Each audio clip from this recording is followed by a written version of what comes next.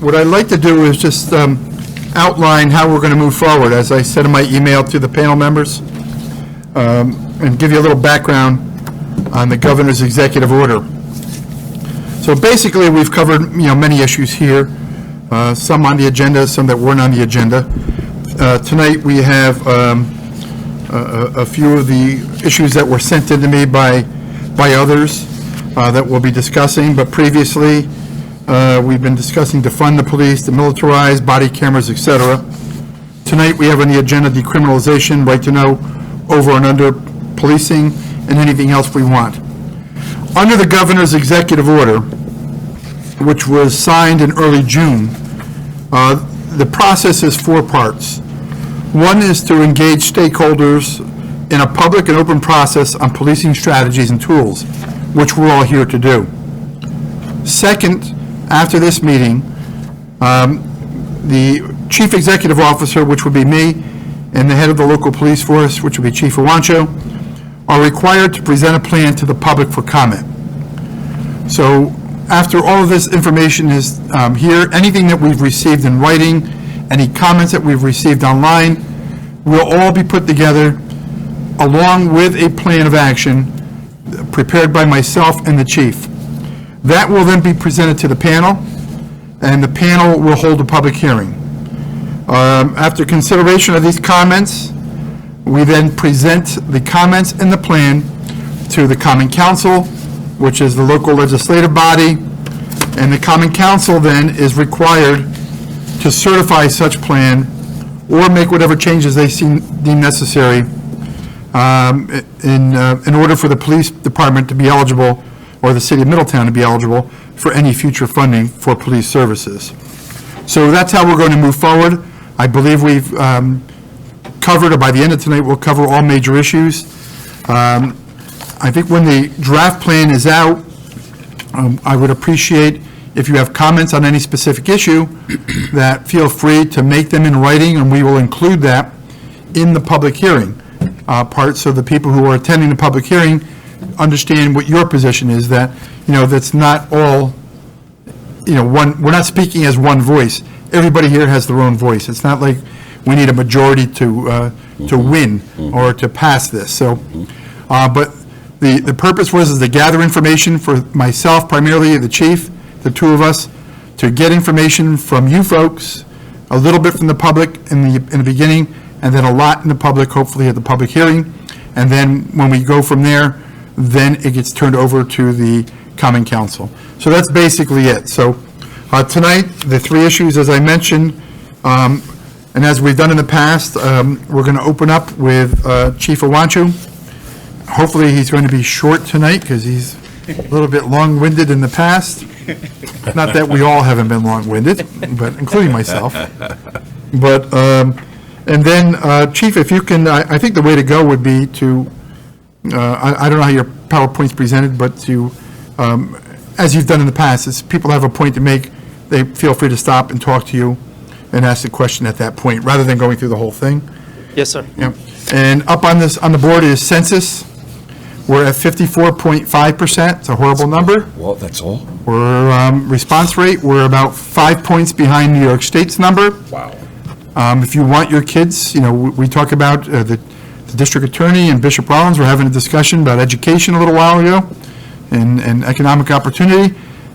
That is how we get money for education. That's the key. And without registering for the census, we're going to lose a lot of funding, not only for Middletown, but Orange County and New York State. So if you have a voice, there's, number one, right now you can make your voice heard by signing up for the census, making the phone call, or doing whatever you need to do. So, Chief, we'll turn it over to you. Well, thank you, Mayor. Just a suggestion, would you mind if we brought the other panelists up here? No, please, I'm sorry, yeah. Yeah, grab. Why don't you grab a seat up here? Bring your card. There you go. Smart lady. Smart lady.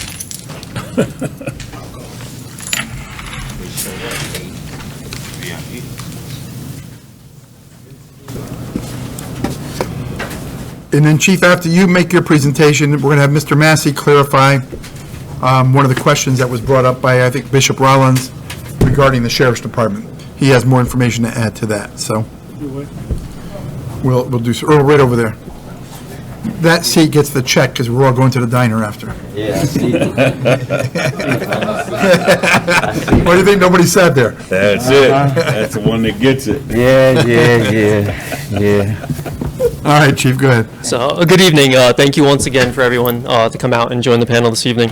As I've said in the past, this is actually a great learning experience for myself and my staff to hear what the community expects from us as we do serve the community. So, not only do I like to hear that, but I also like to highlight on the things that we've been doing here for the community. This evening, we have 3 topics that we'd like to address. The first being decriminalization, followed by over and under policing, and the third would be right to know. So, I'll jump right into decriminalization. What does it mean? It's the lessening of penalties and sanctions associated with certain types of illegal acts, but it does not mean that they become legal. It's just lessening the sanctions. A good example of that is the New York State marijuana laws. They went from a criminal penalty to a civil penalty. It doesn't mean that it became legal to utilize marijuana in New York, but instead of any type of incarceration associated with the lower levels of marijuana, it's only a monetary fine or some type of monetary sanction through the court system. Typically, when we talk about decriminalization, the sanctions associated or the response associated with them are some type of civil penalties or pre-arrest diversion. Civil penalties, we've all are accustomed to them. We hear about them, speeding tickets or other fines or whatnot. Pre-arrest diversion, that's a program that's been spoken about over the last many years. More recently, in the last year, I know myself and DA Hoovler have had many conversations about pre-arrest diversion. And a lot of times to help move forward with decriminalization of stuff, we need some other alternative, and pre-arrest diversion is one of them. But unfortunately, it lacks here in New York State, or at least in this area in New York State. So when we talk about decriminalization, we have to think also about what are the other opportunities or options associated with it. Just to go a little bit further into the unlawful possession of marijuana, the legislation, the legalization of recreational marijuana has not occurred, but the legislator did decriminalize and reduce the penalties for possession of up to 2 ounces of marijuana. So this past year, or actually last year, it changed some of the weights. So now it's unlawful possession of marijuana in the second degree when you possess up to 1 ounce of marijuana. Prior to that, it was less than 25 grams, or less than 25 grams. So it was UPM. One of the big changes that we see in this possession in the second degree is it used to be if you had a lit marijuana cigarette in public or marijuana at the public view, it became a misdemeanor, where now that still falls under the possession as long as it's under 1 ounce. Again, you can still receive a summons for it. It's just you're going to have some type of monetary fine through the court system. Then they changed the first degree, and that's unlawful possession of marijuana when you have more than 1 ounce, less than 2 ounces. The possessions of higher weights have remained criminal charges, but that's just one example of decriminalization that we've seen. There's a lot of chatter, not just here in New York, but in many states, about decriminalization of crimes. Marijuana seems to be the hot topic with that. Any questions so far on that? Are we on? Yeah, you gotta keep we're on. on. Yep, you're on. Chief, when you talk about decriminalization, well, the first thing when you said is certain levels of marijuana possession or usage is either it moved, or should I say it changed from being criminal to being civil. So the penalty has changed from a criminal penalty to a civil penalty. It's still enforceable by the police. If someone is in possession of marijuana, we can still take police action, but there's not a criminal aspect. Was it like a traffic ticket then? or- Similar.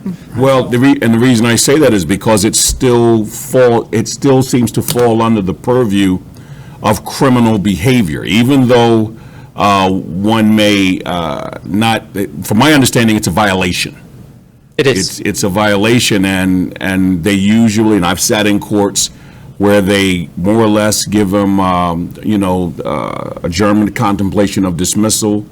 But if they come back again, my biggest question about it is the fact that it's connected to some of the other areas that we're going to cover tonight. I think it's intimately connected to the the topic that we're going to deal with next, which is over-policing and under-policing, and here's how. Because it's actually used if an officer stops someone as a reason for actually searching the vehicle. It comes into the whole thing in dealing with the Fourth Amendment. And so what ends up happening is now you've got something that creates, it actually expands. Even though marijuana in and of itself, the drug should not, it doesn't appear to be an issue, but it's connected to other things. And I can assure you, hopefully we don't have that problem here, but I can assure you that it's unfortunately used in many other areas because when you talk about decriminalization, it comes into play. So, we got to be able to address that because that's what's, it's the routine traffic stop. And it's the routine traffic stop that leads to, unfortunately, in many instances, other things perhaps becoming much more severe. Okay. Even down to an unarmed black man or unarmed brown man losing his life. Do we have any statistics, Chief, to I show? have arrest statistics, but just a comment on what Bishop Rollins is saying. When you say it's not an issue, it still is an issue. It's still illegal. It has not been And that's legalized. what I want the public to be able to It's hear. still illegal to Because we've got a possess- lot of young people who, think it's not an issue and, it's cool and I can't believe that it's not legal here in New York. And as a result, it actually facilitates, or should I say infuses or kind of stimulates their behavior towards our officers. It can create a situation. Okay, so it is still illegal. I just want to make that super clear, that it is illegal. Any amount is illegal. So there's still that probable cause when that odor is there, or the remnants of marijuana, to allow the officers to dig a little bit deeper into whether it's that routine traffic stop, as you mentioned, some type of an encounter, but that still kind of opens the door to further police interaction with somebody. And that's one of my biggest concerns because it starts from, when we think about decriminalization, certainly one of the things, the routine traffic stop is the most common contact encountered between citizens and law enforcement. Well, I don't know where that statistic comes from. Is that You're Is not that gonna, nationwide? You're not going around, most of where you're going to stop, most people, any encounters they have is going to be the routine traffic stop. I think it depends on Because the most people are law abiding. I think it depends on the municipality. Like in inner city, you have more person-on-person contacts than you do in a rural area. So when you say that's the most common, are we talking nationwide, or are we talking here in Middletown? Well, no, you can't say nationwide because I don't make generalizations. I wouldn't be that crazy. Because I don't know if that's accurate here in Middletown. Okay. I'd have to actually look at the statistics for that. You know what I mean? Because we have major corridors on both sides of our city. We've got the state police and their involvement as it's connected with Route 17 and 84. 211. And 17 and 84 211. on both sides. And so a lot of those things will happen. In fact, our neighboring municipality, the town of Wallkill, is the fourth busiest court, or it used to be, in the state of New York, and it's a result of the traffic stops. I agree with that, but I have to speak specifically about here in Middletown. Okay. And I'm going to give you just a couple quick statistics to keep us here locally. So far, as of the end of June 2020, Middletown Police has had 19,317 blotted, recorded interactions with community members. 19,000.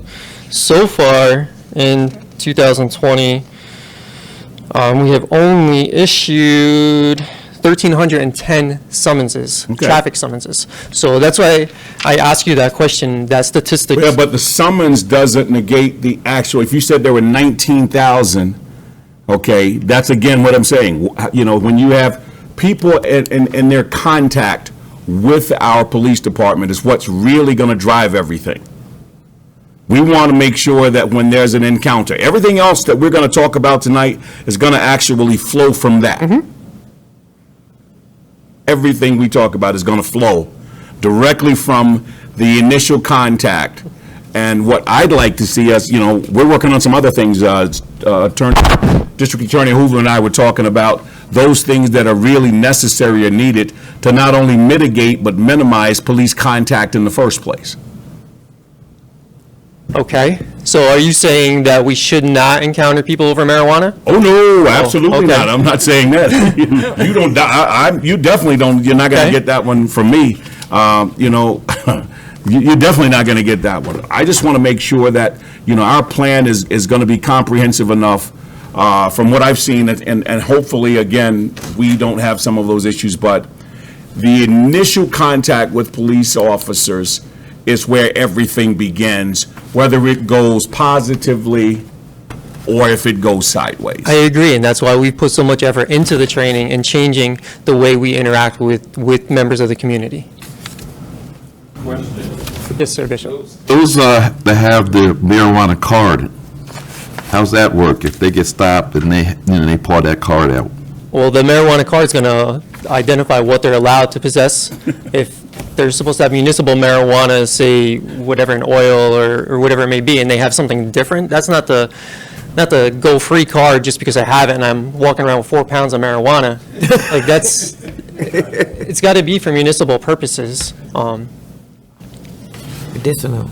Yes, Rabbi. Can you just go into a little bit detail about other drugs as well? You know, if they're, then maybe I have to use the You'd have to take a microphone. mask off, actually, probably. The green light's got to be on. Okay, sorry, I can move in. I'd like to hear about other drugs as well. You know, what happens if someone is caught with, you know, crack cocaine, heroin, pills, whatever else would be illegal? How is that handled?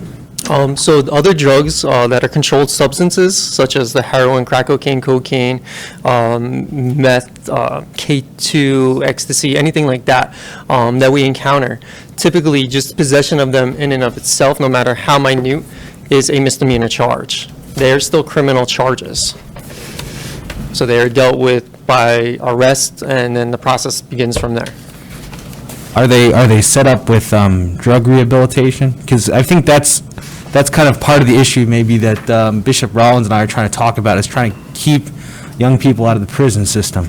Okay? You know, and so trying to figure out a way that when people are caught with drugs or something, even stuff that's harder than marijuana, that we can get them more into drug rehabilitation, think more in terms of rehabilitation than punishment.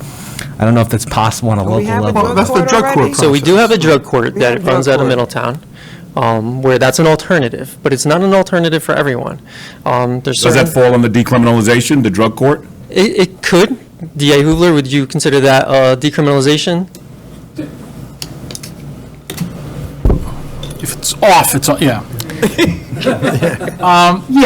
Drug court does fall into a category of decriminalization to some category. I think one thing I just wanted to mention, that we mentioned traffic stops, we mentioned the smell of marijuana. There's something everyone needs to be aware of in Orange County as a whole. And again, I'm here, I represent the entire county. The greatest chance any individual in this room has of losing your life as a victim of a crime, assuming you're not involved in any criminal enterprise to begin with, is through what in Orange County? Probably a car accident. It's a motor vehicle accident. Anytime an officer smells marijuana during a traffic stop, I hope that officer further investigates what that smell is causing or where that smell is coming from, and I hope that officer engages that driver to make sure that person is not impaired. Because the bottom line is this: in my 10 years DA and every other DA before me in this county, the amount of people that we see every year killed and mangled as a result of motor vehicle accidents for people driving under the influence of drugs and or alcohol is staggering.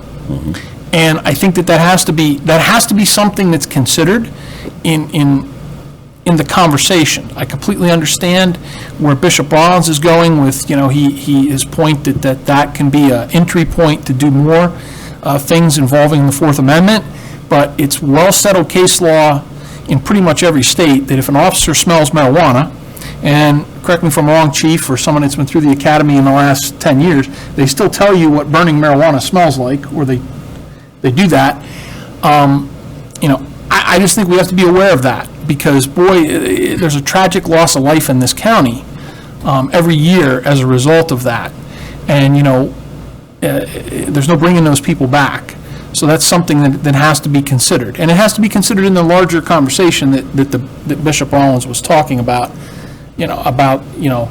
it shouldn't be used as just a blanket way to search somebody's car, although at that point, when an officer smells that, the legitimacy of that search under the Fourth Amendment in our state is completely legitimate.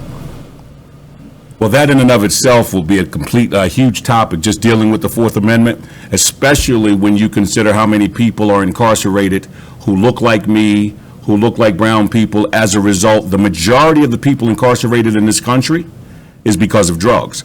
And we know, at least as I was taught when I was growing up, is that marijuana is the entry drug. It's the one that a lot of people start with. And so the question doesn't become, in this context of why we're here, the primary concern is that there's been a breach or there's been a breakdown of trust between law enforcement and the community. So they wonder whether or not the officers who say they smell marijuana actually smelled it. Because the Fourth Amendment provides a tremendous amount of ambiguity and discretion on the part of the officers. And so when you talk about, even when you say decriminalization, since that's the topic that we're on, and you talk about it being drug court, I said this to you earlier before we started. You've got to plead guilty to even get the benefits of drug court. But Jim, aren't you talking about something that's not local, that's state law? That the state sets the law, what the DA just laid out, and whether you can use that as the criteria for searching a car. That's not a Middletown police policy. I would not advocate for Middletown police as a policy ignoring the smell of marijuana in a car, whether you're black, white. No, and I don't think anybody on this Right. panel. So, is but gonna how do we move on locally with the issue? Yeah. That, is there something is there an expectation from, as one of the community standards, that if a police officer pulls over a vehicle and there's an odor of marijuana, that they don't utilize the state law that's in place, not necessarily to, there are options after they make an arrest for drug court or other things, depending upon the person's, the circumstances. But what would the police officer do if they pull somebody over that was drunk driving? What do? Do you tell them to go home? No, I you think, make an Mayor, to your arrest. point, I understand what you're saying. The question really comes to the forefront as, if you smell marijuana but you don't find any.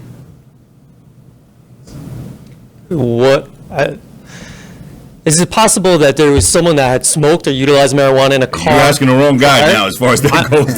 But I'm I know telling you hemp- it is. I know hemp smells like marijuana. There are a few other things that smell like marijuana. The point is, if you don't find it, now we've got, and I'm just telling you from what I hear in the communities and what I hear, that's where, because there's been a breakdown of trust. So if a person has just smoked a joint someplace, you know what I mean, and it is in their clothes and the officer does smell it, but then they don't find it, but that's the justification for now moving into the ambiguity and the discretion that the officer has in regards to their Fourth Amendment rights. And it could open the door for any number of things. Because what I see happening is it then creates, unfortunately, that tension that could lead to some other But things. wouldn't you apply that same standard to the smell of alcohol? If someone had a couple drinks in a bar? You know, and I they don't know, decide to get I in the don't know, car? Mayor, that's a great question. I don't know if that applies the same way. So to go back to your question about marijuana, if someone smells it, there's been many of opportunities, and to go back to what DA Hoover just said, if we smell it, it gives us the ability to dig a little bit deeper into that situation. So if someone's driving a car and we're smelling the marijuana, we may not find it because they already smoked it or they hit it good or whatever it may be, but it doesn't mean that they're still not impaired, and it doesn't mean that we don't have the ability to dig into that as a traffic safety concern or issue.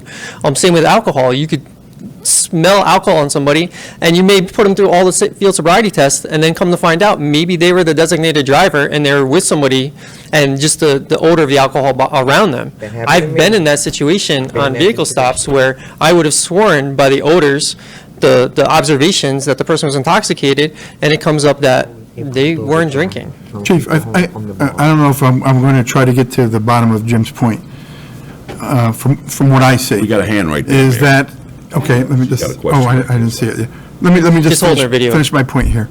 Is that when a patrol officer stops a car and smells marijuana, procedurally, would they call for another car or a supervisor before they do a search? No. All right.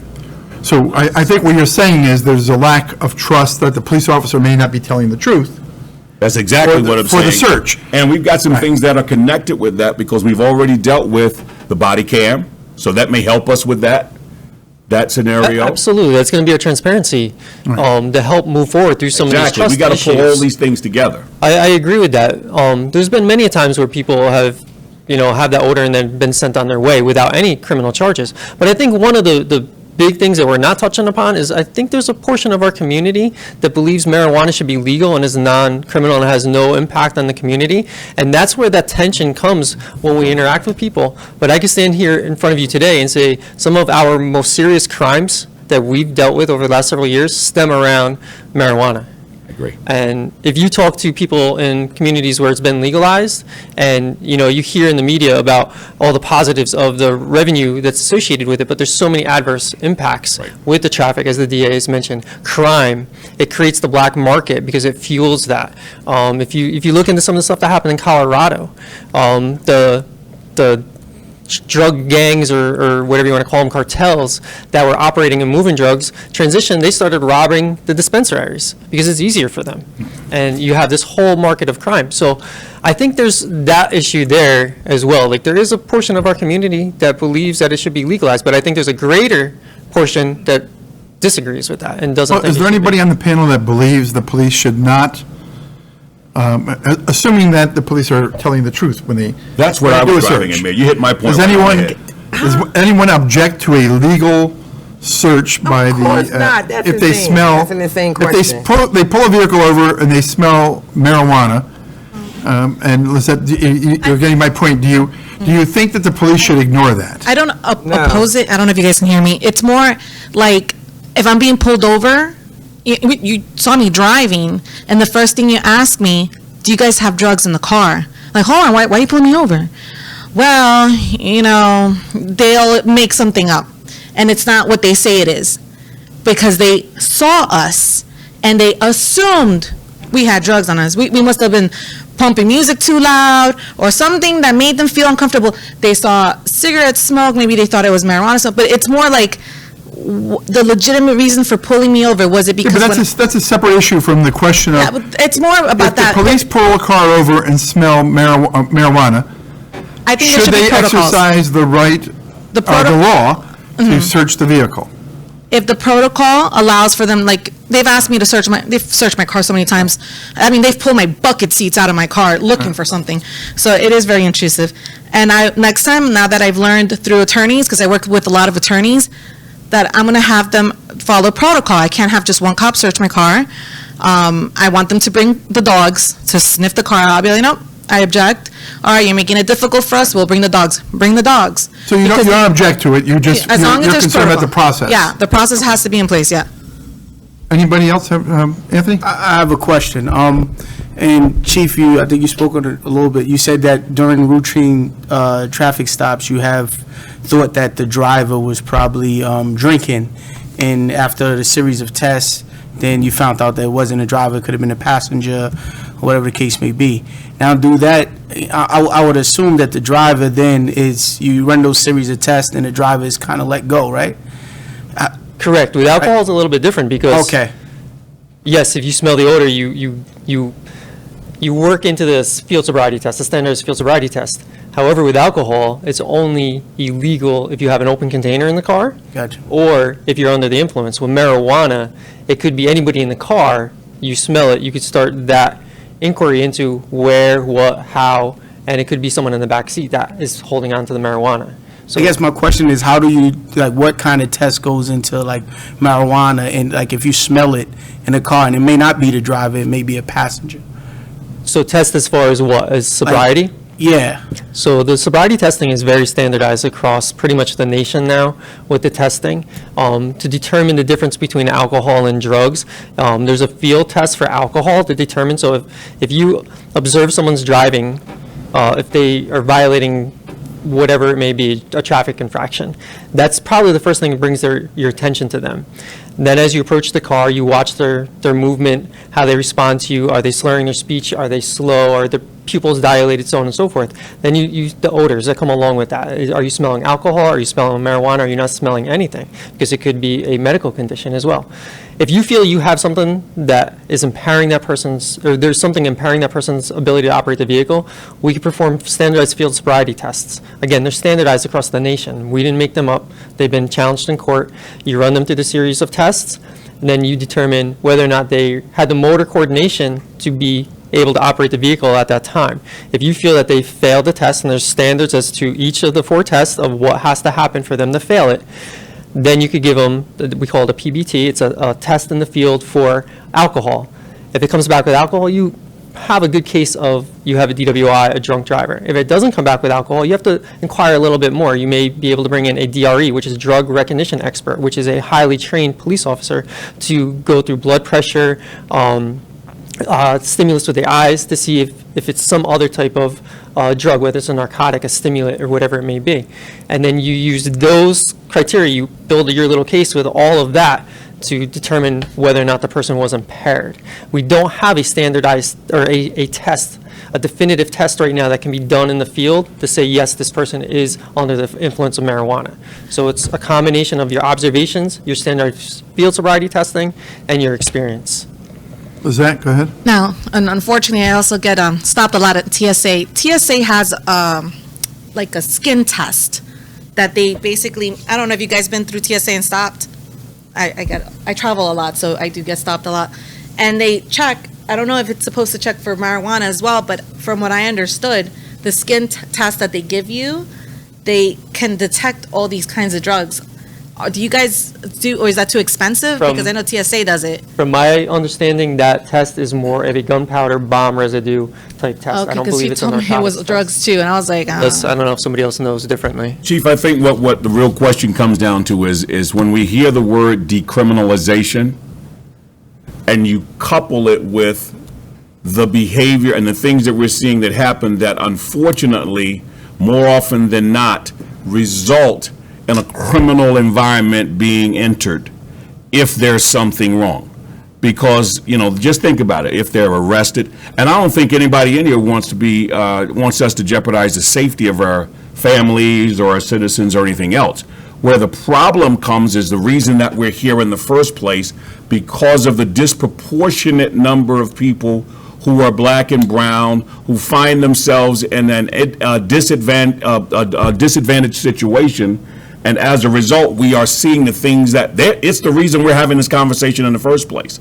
And perhaps it's not our police department here in Middletown, and since it's not, or if it's not, then that's a great, that's a great thing. But we're trying to make sure that we have in place a plan so that when it's presented to the governor's office, it will not be foolproof, but it'll be comprehensive. And so for us to have the responsibility here not to address, when we hear the term decriminalization, it's not in a nutshell that, okay, a small amount of marijuana will simply get you a civil fine. I mean, I've sat in courts and watched judges more or less release them even afterwards.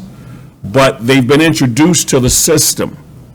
And if they miss court, for example, if they have to come back to court and then they miss that, now you've got a whole nother, it changes the whole dynamic of it. And I think the real issue, is the mayor hit it on the head, is the number of people who are stopped, who are black or brown, and then there are other things that transpire as a result of it, and it started with a routine traffic stop, and the officer may have had the best intentions in the world, especially when you talk about it under the heading of decriminalization.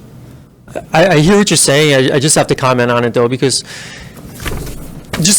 let's go back real quick to the decriminalization. And you said, what happens when we smell marijuana in a stop and we don't find it? The person's not charged. The person's only charged when we find it. We cannot charge someone with the smell or odor of marijuana. We actually have to find the substance. So for someone to be processed through the court, they actually had possession at the time of their encounter with the police officer.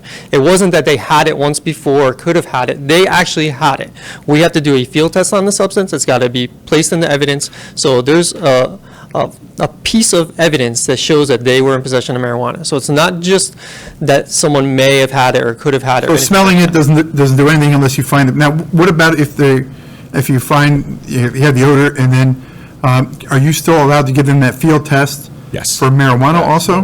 Field The, test, the walk-in. sobriety or- test, yeah, if they're driving the car, yes. So That's if what they're opened the door, driving, man. if they're driving and they wobble or don't pass the test, you can then charge them with driving while impaired. Correct. Okay.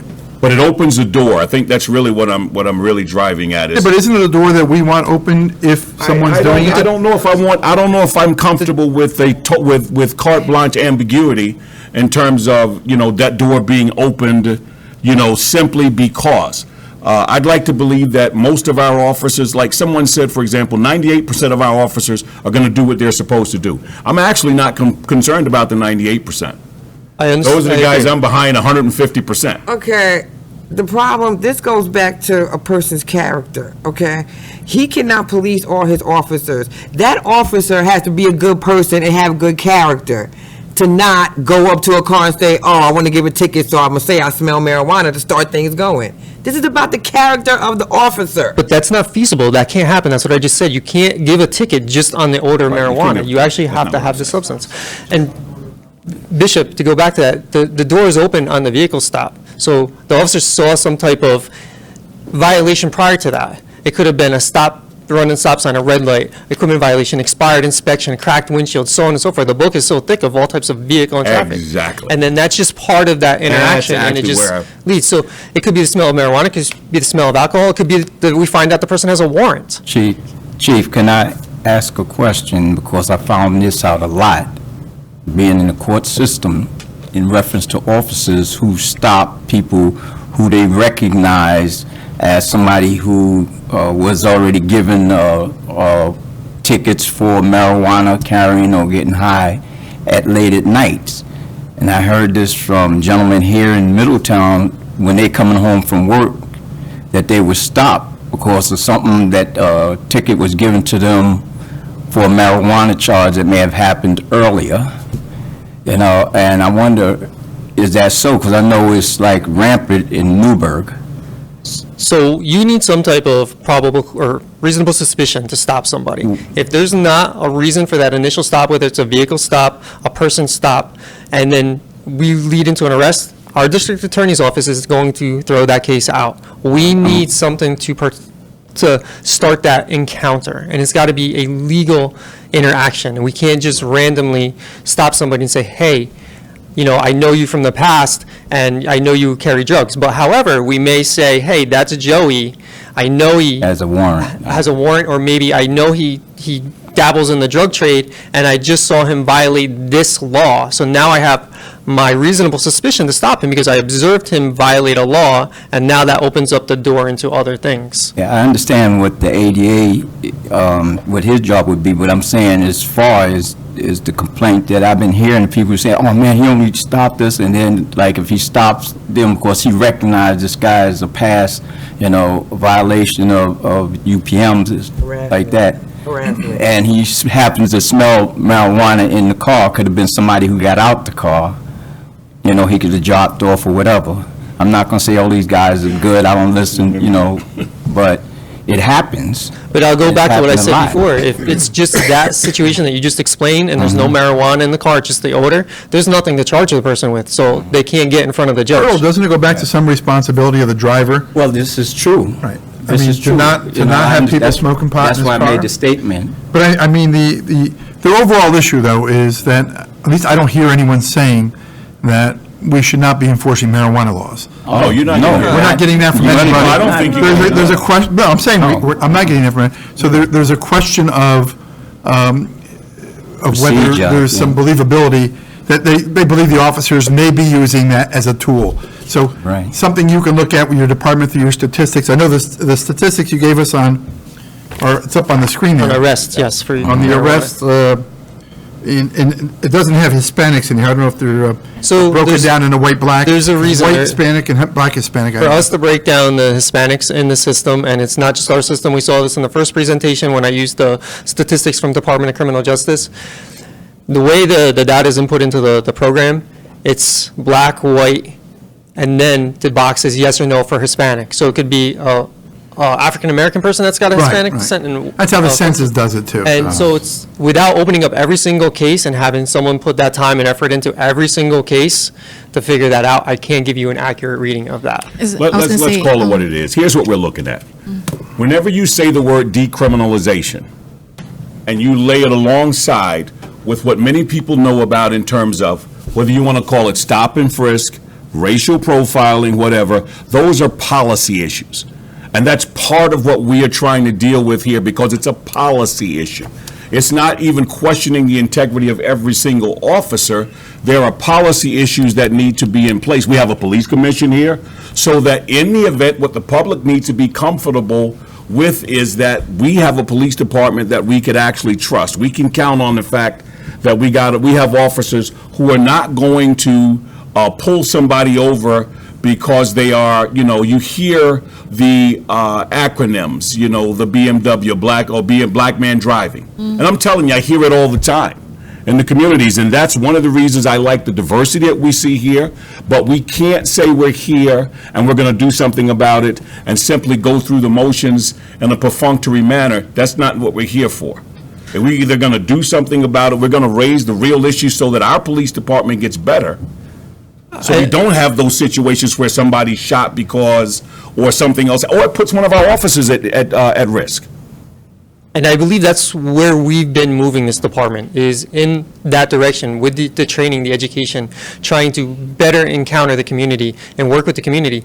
Is it possible, like you said, 98% of people in general are great people, law-abiding citizens, whether it's police officers or whatever, clergy. I mean, we always have that small amount that end up taking up a majority of our time. We see them all over our media. I can't control someone's mindset. Like, our policy is our policy. Our policy is strong that deters those types of biased behaviors. However, if someone's got that biased mentality, a policy's not going to change that.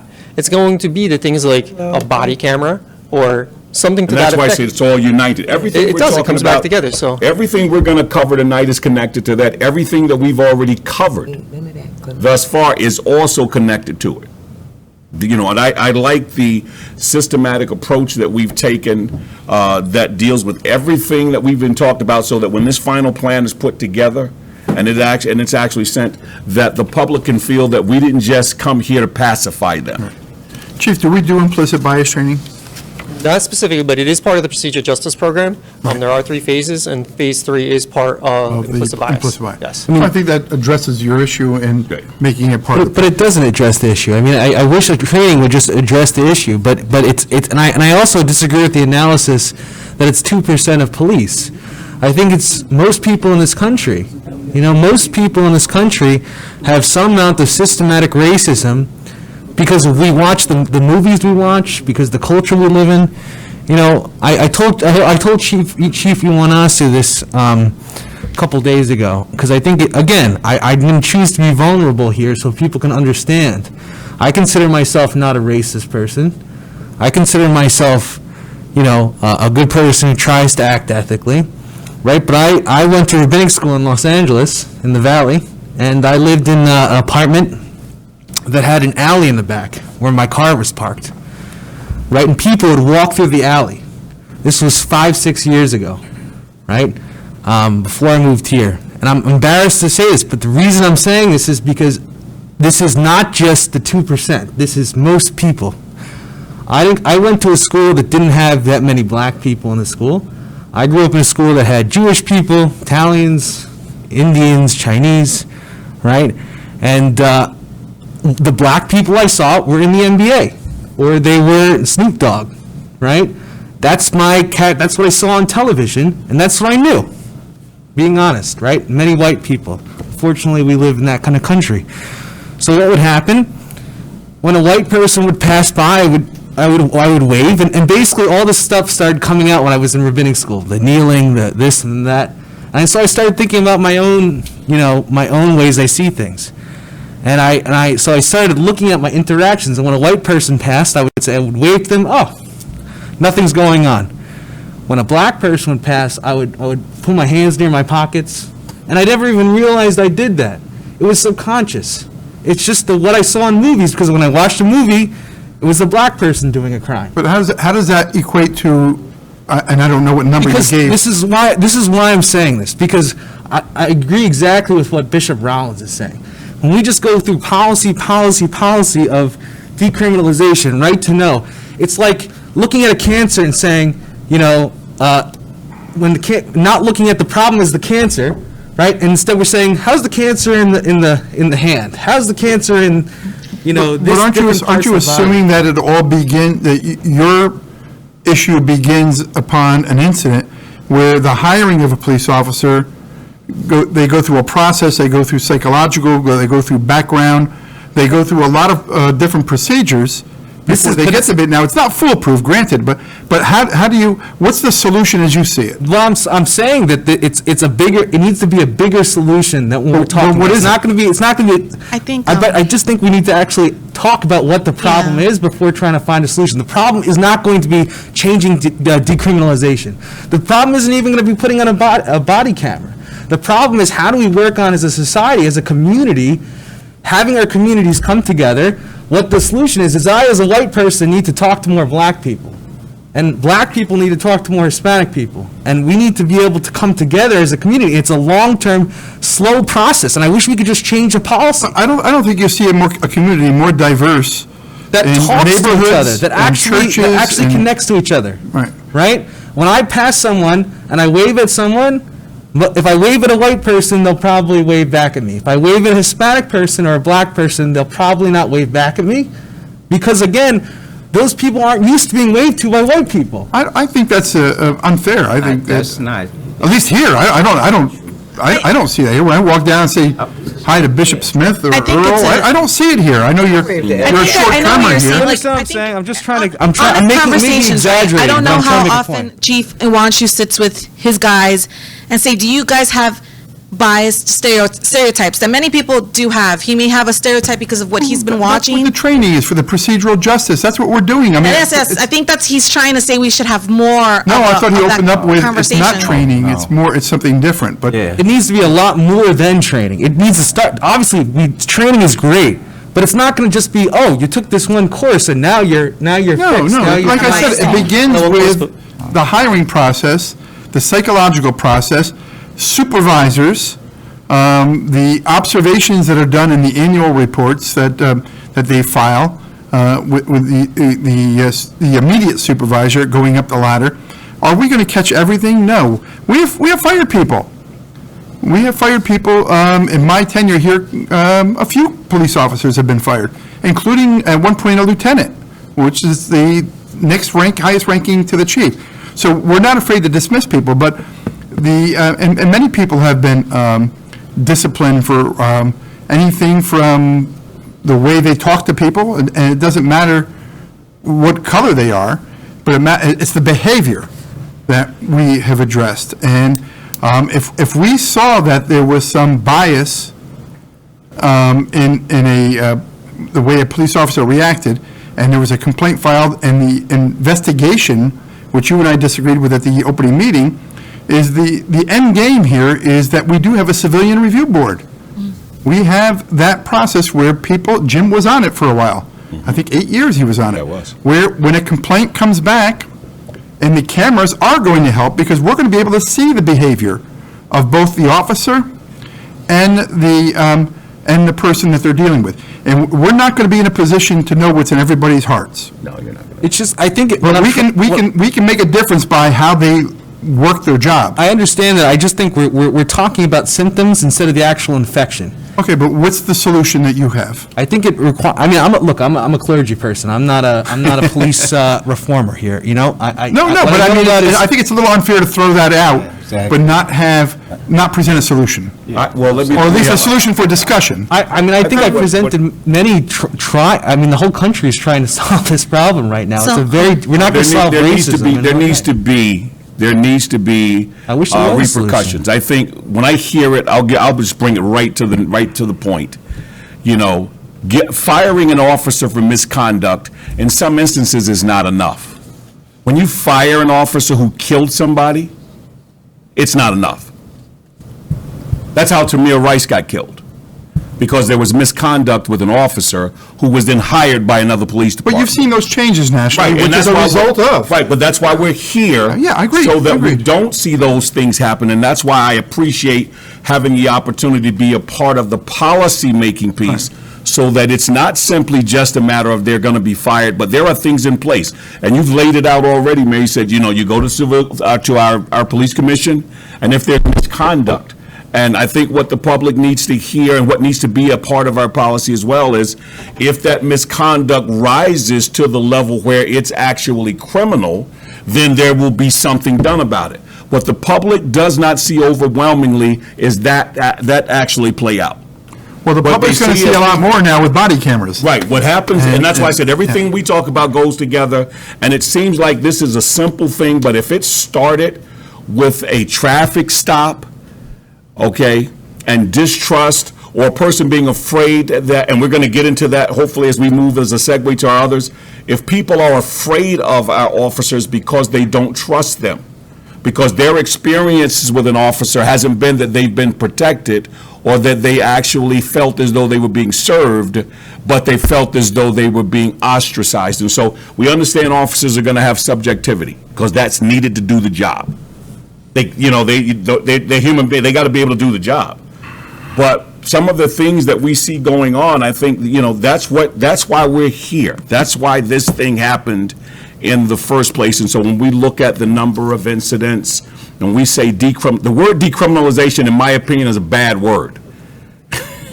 That's really what it comes down to, because it suggests that you are making some things that used to be criminal, a little less criminal.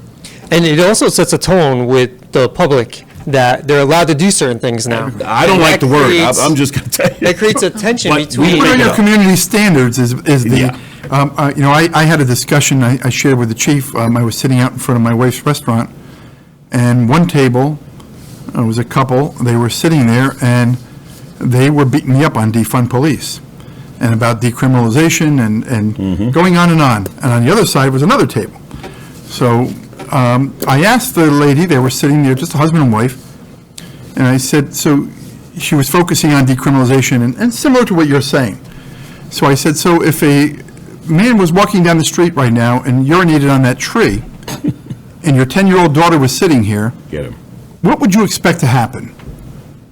And she didn't want to decriminalize then, but she supported, previous to that, she supported what New York City is doing by allowing little things like public urination. That's a community standard. If New York City wants to have that standard, that's fine with me. Right. I won't go to New York City. But I don't think it's a standard that we in Middletown should accept. And I think that's with a point with a lot of these things, when you personalize these types of issues, these minor crimes, these, what Giuliani referred to as the broken windows theory, when you personalize them, then you look at it a little bit differently. And so it's what our community, what we as a community want the police to react to.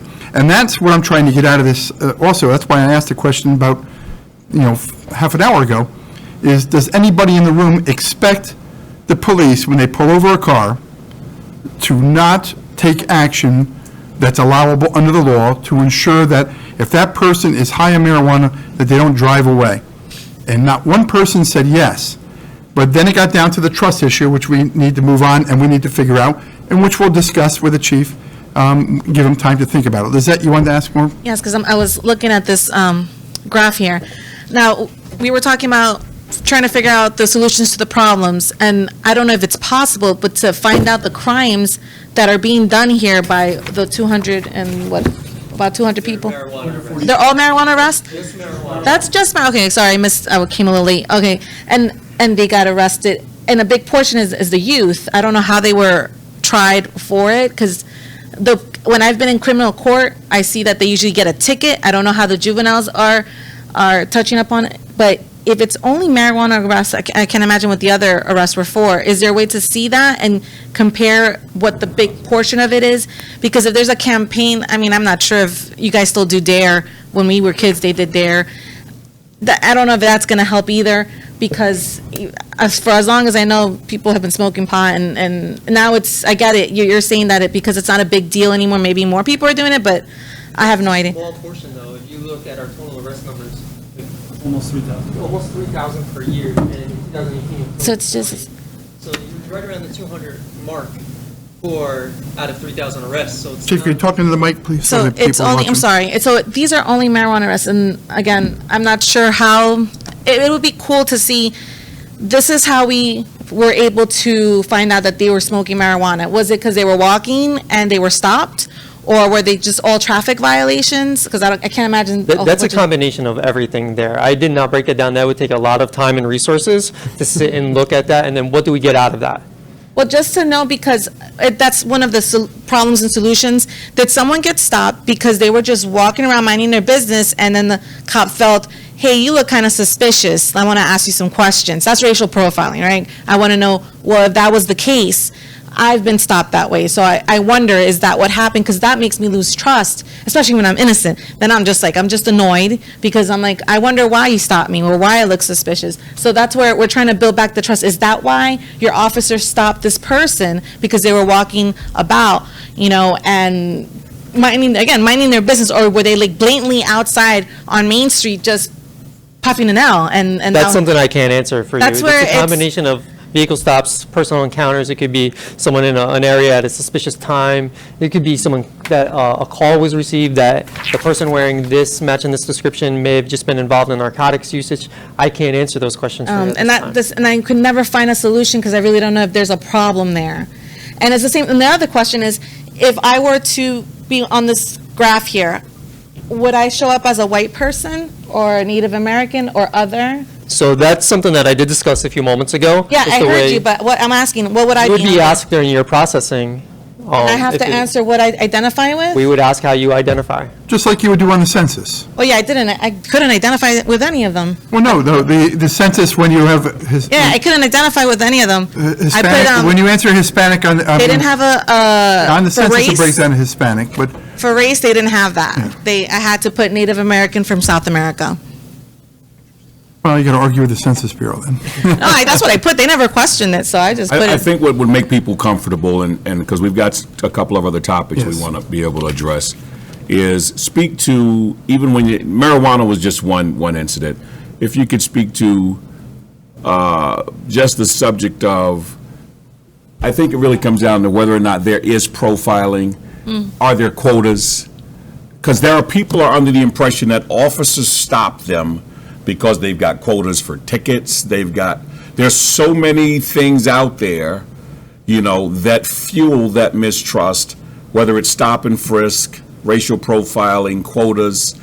And I think if we're going to rebuild that kind of trust so that we actually have a better police department, we need to be able to dispel those under the heading of being transparent. So, a couple things you're That's the asking. solution to me. The trust situation, you keep coming back to that the public doesn't trust us.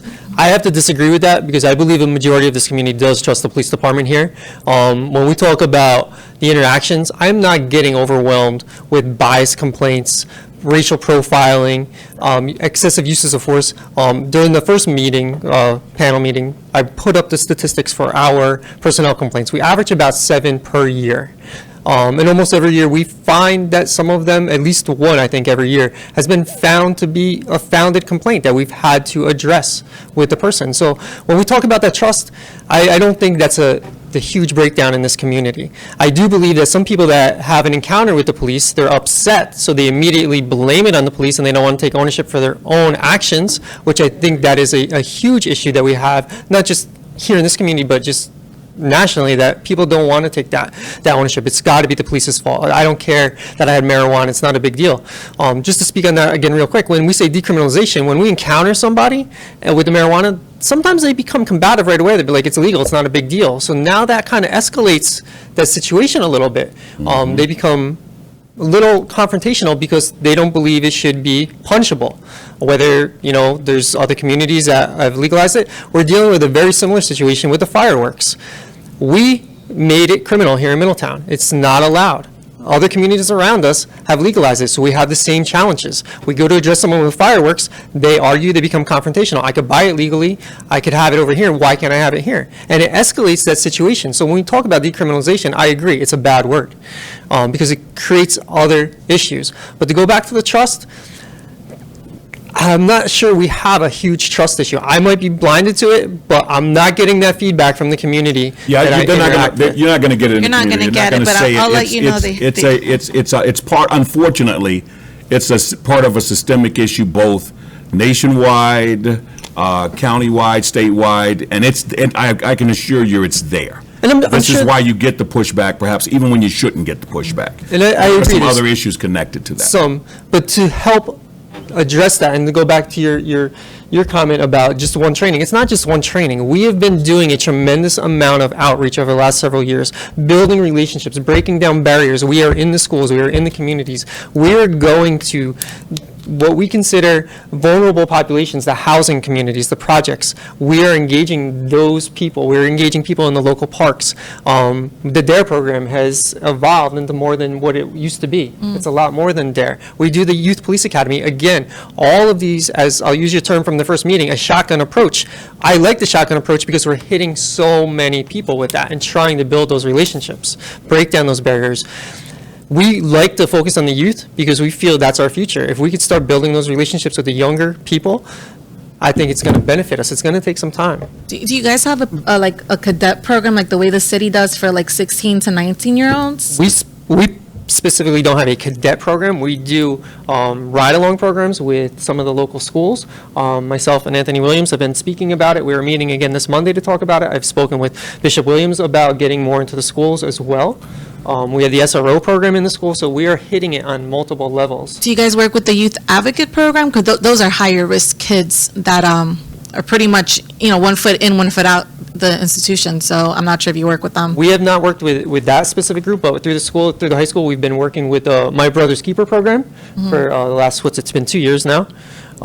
So we're trying to address whatever avenues that we can to build these connections and break down these barriers so that if someone has that bias, we're trying to break that down on the local level. So You had a question? would it be possible, and I don't know if this is possible, in terms of the hiring process, because I think it's implicit bias, it's subconscious bias. I think that's why it's so frustrating trying to put our finger. I don't think it's going to be something that's going to come out on some, if you ask someone a question, because it's not conscious.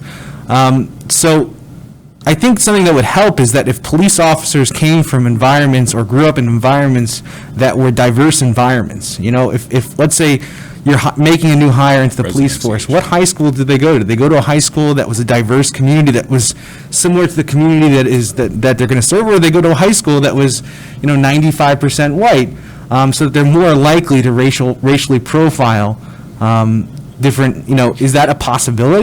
Why do you say that? I don't understand how you say that. That's like a reversal. You're assuming that people that went to a 95% high school, white high school, are biased. I don't accept that theory. I think the confusion is that's the disconnect in our generation, is that there's conscious bias and there's subconscious bias, right? Someone like myself. But doesn't bias apply to all races? Yes, exactly. That's why I said it has to match the community of Middletown that they're serving, right? That's what I'm saying. So you get police officers that are used to and are acquainted with the environment and the cultures that they are going to serve, so that they're used to that. For that matter, right? Again, I'll use my own self as a case study here, right? I because of my experience, I thought black people in general are taller than white people are, because I watched the NBA a lot, right? And that was my experience. You lived a sheltered life, Rabbi. Again, you haven't lived a Middletown, New York life, I can assure you that. I lived in Long Island. It's a common misconception. I don't know where you guys were born, but I was born and raised here in Middletown, New York. I've been here 62 years, and I've never thought that in my entire life. I'm not saying this people like you being cops. That's what he's trying to say. I'm not saying this to embarrass myself. Dangerous. That's not why I'm trying to listen. I'm glad you're a superhero that you've never had this before. But I guarantee you, many white people believe that and think that, right? That's just one example. So I think what I'm trying to say is that when you're not used to a certain race or religion, you tend to characterize this and almost cartoonize. Like, for example, I had a roommate in college who had never met a Jew before. And when he saw me, he said, "Where are your horns?" Because he never met a Jew before. So if you grew up around Jews, you know that Jews don't have horns, right? It's the same thing in every culture and religion. So that's why I'm saying that that's a possible solution, to have people who are used to being in those, we can disagree here. I don't see it, but. We spoke There are about things, this there at are the things last going on in our meeting. communities. I think what I hear is, we know that they exist. Our job is to try and provide some solutions so that we can put together a plan, not to eliminate it overnight, but the plan will actually help us address it. And even as you look at it, hopefully it'll get better over time by the things that are already being done that ensure that it doesn't happen, and the things that we are suggesting that will keep it or minimize it and cause it to get better. And that's really what it comes down to. Rabbi's not off. I can tell you now, I've been in several panels. You know, there was a bias incident in Warwick High School young man who literally defaced a cemetery, and they put him on the front page of the Times Herald Record, and he had on his cap and gown. And I've seen other situations where it was a black kid and he was on there in the front in an orange suit. And we know it happens, so let's not act like it doesn't happen. Yeah, but it's not the And we're not Middletown saying Police that's Department. Right. That's a separate issue. No, but that is a police department. That's, I was just saying to what the rabbi is saying, those things are there. We're on the right track. All right. I think we're on the right We can track. all agree on that, so we need to get to, Wait a second. I never did anything, I never acted out in my races. No one would have ever known that I had those biases inside. That's what I'm trying to say, right? But I didn't have a gun, right? So police have to be held to a different standard because we're putting guns in their hands. But Rabbi, you're missing what we go through when we hire somebody. That's what I'm trying to address that. That's Yes, exactly what I'm trying to what you're address. saying is to eliminate people based on your life experiences. That we should eliminate a whole group of people. Or what he's really saying is give a certain group of people an advantage. Exactly. You have to realize one plus thing. one. You have to realize one thing, Rabbi. Becoming a police officer in the state of New York is one of the most competitive jobs you will ever seek, whether it's in Middletown or the two most competitive police departments in the state of New York are Nassau County and Suffolk County Police Departments. Absolutely. The amount of people that take their exams, the amount of people that they finally get, it's unbelievable, the competition to get in there. Locally in the Hudson Valley, Clarkstown is probably the next one that gets the highest volume of people trying to get into. I understand what you're saying, but the way of becoming a police officer is set in the civil service law. So that's the, It's that's based what we're upon, talking- that's it's what's my based upon, question. it's based upon a test. It's based upon how you score. It's based upon a background. It's based upon a drug test. It's based upon a psychological. And it's not a perfect system. It never will be.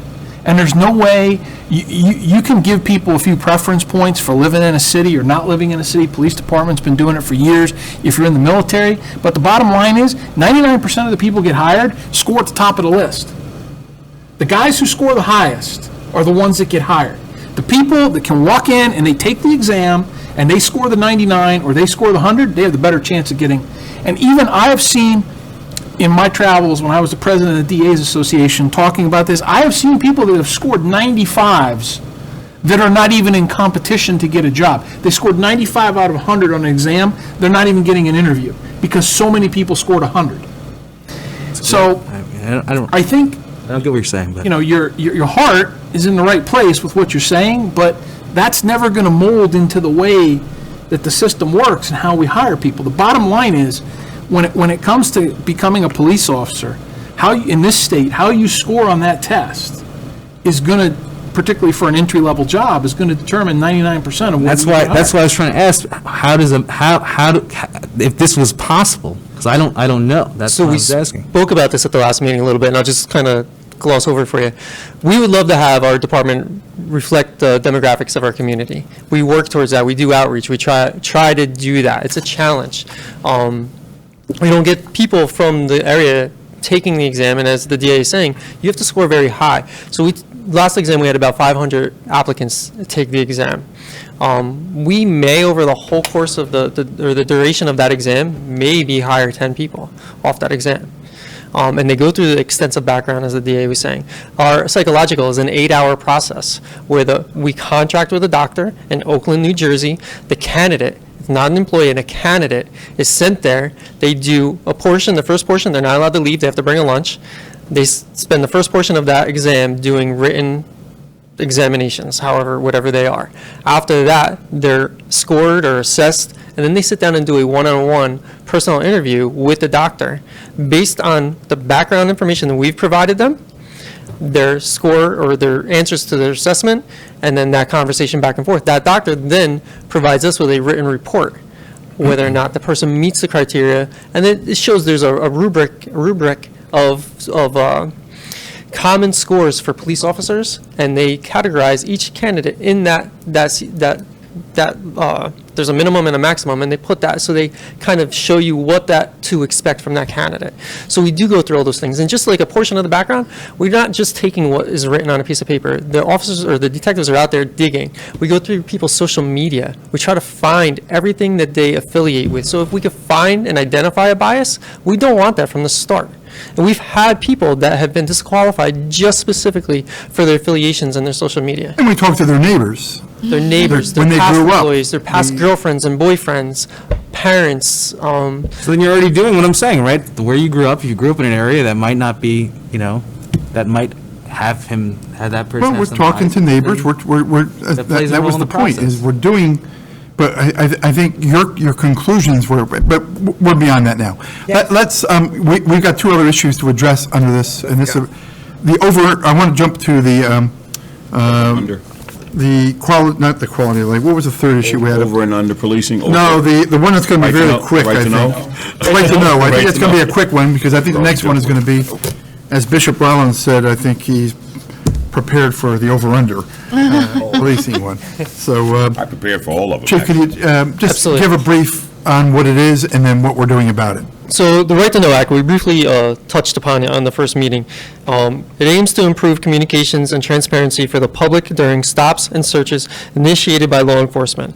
The law requires officers to identify themselves at the start of certain police encounters, to provide an explanation of why the individual was stopped, and to offer the person a business card at the end of any encounter that doesn't result in any arrest or summons, So, as I pointed out in the first meeting, we have policy in place, which has been in place for some amount of time, that every officer upon request must identify themselves. They must give their name, their shield number, whatever is asked of them. Additionally, every uniform officer is required to wear a name tag, just as I am today, just as Lieutenant Dolan is wearing. There's examples of them up there. So anybody in uniform which is a majority of our encounters, are uniformed police officers. Their name is on the outside of their uniform. You'll see some of the examples of our badges. The one all the way to the left, the silver one, is a patrolman's badge. It has a number on it. So people have the ability to see not just the name, the badge number, and as I said, our policy indicates and directs our officers that they're required to provide their name and identification upon request. Going forward, there's been some discussion here in the Hudson Valley in regards to the Right to Know movement, and some of the local municipalities have adopted some local laws and ordinances requiring the issuing of a business card. That's a simple solution if we feel that is what is needed to help us move through this Right to Know. Or do we feel that what is being done now is sufficient enough? I like the idea of them giving out the business card. I like only the have- business card if I ask for it, yeah, because I might not remember your name. Yeah, I personally don't have a problem I with think the that. business card, the only other Yeah, question is, idea. do the officers also, can we consider having them explain to people their rights in regards to search prior to doing, because some people don't have a clue. When you say, what are you? Right to know, in other words, if I'm going to search your vehicle, if I walk up to you, people don't know. The officers are well-versed in understanding what their rights are, or should I say their guidelines in regards to searching a vehicle. So in regards to a voluntary search, it's going to need the consent of the person. Right, but people don't know that. That's what I mean. Under right to know, can we look at having the officer explain to a person you know, you have the right to refuse if, me searching your vehicle. Lay it out for them so that it protects our officer. We do tell you and that. the person doesn't feel as though their rights are being violated as well. Okay, so I can understand where you're going with that, but that's not going to be the case on every situation. There's going I'm to be not saying some, every situation. Again, I'm not, because if there's, some situations, there's Some probable situations are cause different. that allow us to. Yeah, but isn't what he's discussing, taking away some of the tools that you have when you, We don't want to take away we don't want to tools. take away tools, I don't think. well. Our tools are being we're limited as it suggesting is. that all the tools that we have, number one, that they work, and number two, that they don't violate any of our civil rights. But isn't that something you do after you make an arrest? You give people their rights? No, not under right to know. That's Miranda, I believe you're speaking. Right. Miranda. But I'm saying is, the right to know, as I understand it from other communities, is identifying who you are and giving your information. What I just noted as well, Mayor, is Right. also a part of right to know. Am I correct, Chief? About explaining the circumstances surrounding your Am I your correct? That's encounter, also yes. part of right to know? But with After the fact, but I think you were talking about No, before the No, fact. during the encounter, that's one of the push. And Absolutely, that's a part of right to know. NYPD did that, but Bishop, with all due respect, like if it's a consensual, like there is no probable cause to initiate that search, there's that conversation could happen. But if there is probable cause, It's moot. right. So I don't want to confuse the public that if the officer doesn't say, hey, this is why I'm going to do it, and this is, you have the option, because sometimes that option isn't there based on their observations and whatever else comes from that encounter.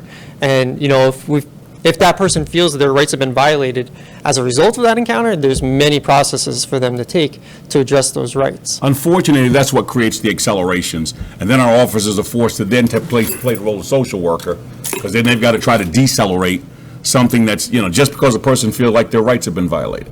And a lot of people feel like that. Because you can feel bias. I can tell you. You can. Oh, yeah, you can feel bias. But some people are going to take that approach just because they have a police encounter and they don't want to have the police encounter. Of course. So I don't want to put out misinformation that we're going to always ask and we're only going to do it if the person gives us consent. Let me even make it a little clearer. We have certain areas that might be considered hot spots. Yes, Just because I live in a hot spot doesn't mean my kids are going to be bad. correct. I can live in some of the more high crime areas, but I make sure my kids go to bed a certain time. They get up, they do what they're supposed to do. But, based on socioeconomic status, District Attorney Hoovler, this is the only place I can afford to live. And so all the things that are going on around me, unfortunately, cause me to be stereotyped along with the other things that are going on. And so when you come to my house because I'm in an area, or you come to me because I'm stopped in a place, on my way home, then I'm treated like I'm from that area or I'm in that area because that area has a reputation. And so that's where you get pushback from people who are law-abiding citizens who are trying to do the right thing, and they're trying to work towards actually doing better for their families. That's where we're getting those things that happen in terms of the confrontations, and that's why I recognize that when you talk about right to know, it's simply if an officer says, and it's the way he says, if an officer is saying to me, especially if there's no reason, we know for a fact, I agree with you 100%, if there's things going on, then that's off the table, okay? But that right to know piece, explaining to them, they feel like they're treated just like everybody else. And I think it will come full circle back around to the transparency of the body cam. There you go. The officer, let's face it, the officer and the civilian that they encounter, they're going to act differently knowing that they're on camera. And that's the hope. That's why I'm so in favor Absolutely. of body cameras, And- because this goes back to the same thing that we're talking about, and I don't know if others, but, I listen in the community, and you have these things happen, and far be it from me to sit here and make it, you think that it's your uniform. Our uniforms deal with the same thing. I'm reading a book right now that's actually titled Sanctuaries of Segregation. It's not just in policing. Yeah. I promise you it's not. Okay?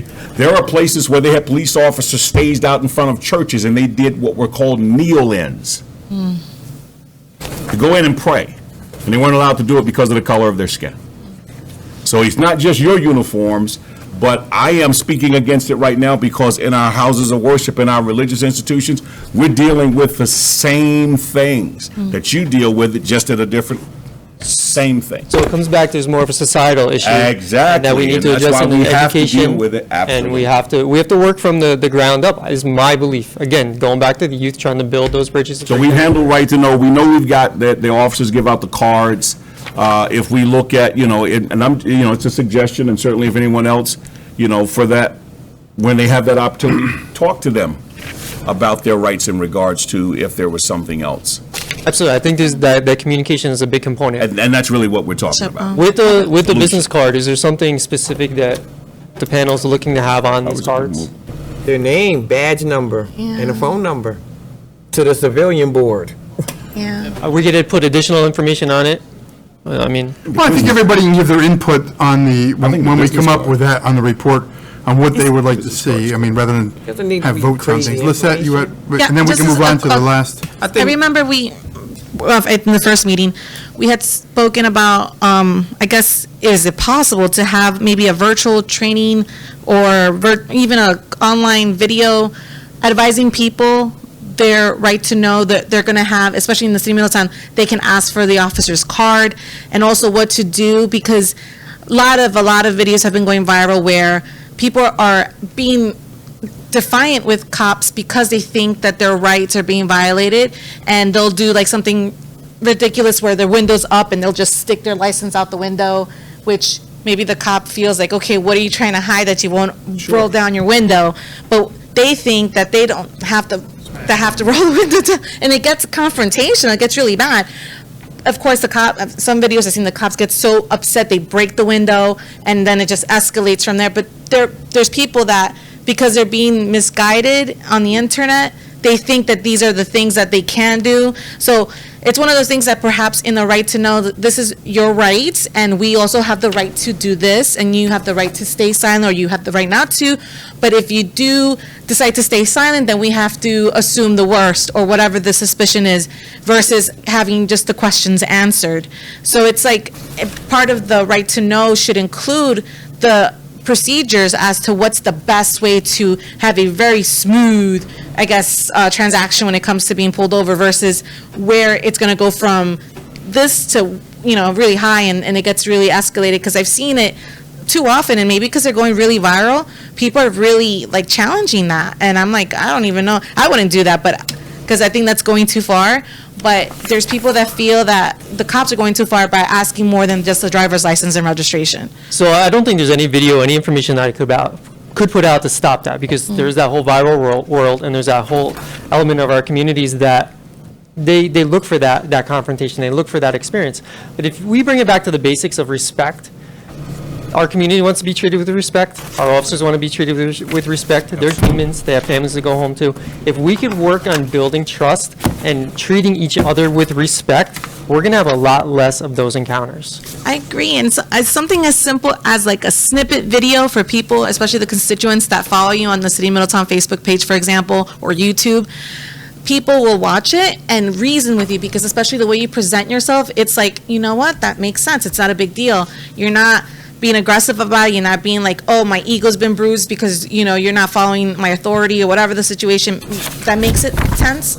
You're saying something that you're absolutely right. You're a human being, and you deserve my respect, and you deserve me being polite, and there's no reason for me to be confrontational, versus, you know what, he just wants me to obey him because he thinks he's above the law, whatever the stereotype is. Make in the that part person's of your head. we'll make it part of the report, your recommendation too. Okay, thank you. All right? Because we only have promised everybody no more than 2 hours, so we got a little over half an hour left. 2 hours just for this topic? Chief, I just have one question. You gotta Now, shorten is James that- up here. Is the card an option, or is that mandatory? I believe, based on the feedback here, we're going to make that a mandatory requirement that all officers, right now, a majority of the officers go out and buy them themselves, and then we have a generic card, we call them blue cards. Okay. That we put the event number on, the date, and the officer writes their name on them. Okay. But if to move forward with the right to know, if it's desired to have individual business cards with each member's information, that's something we'll explore.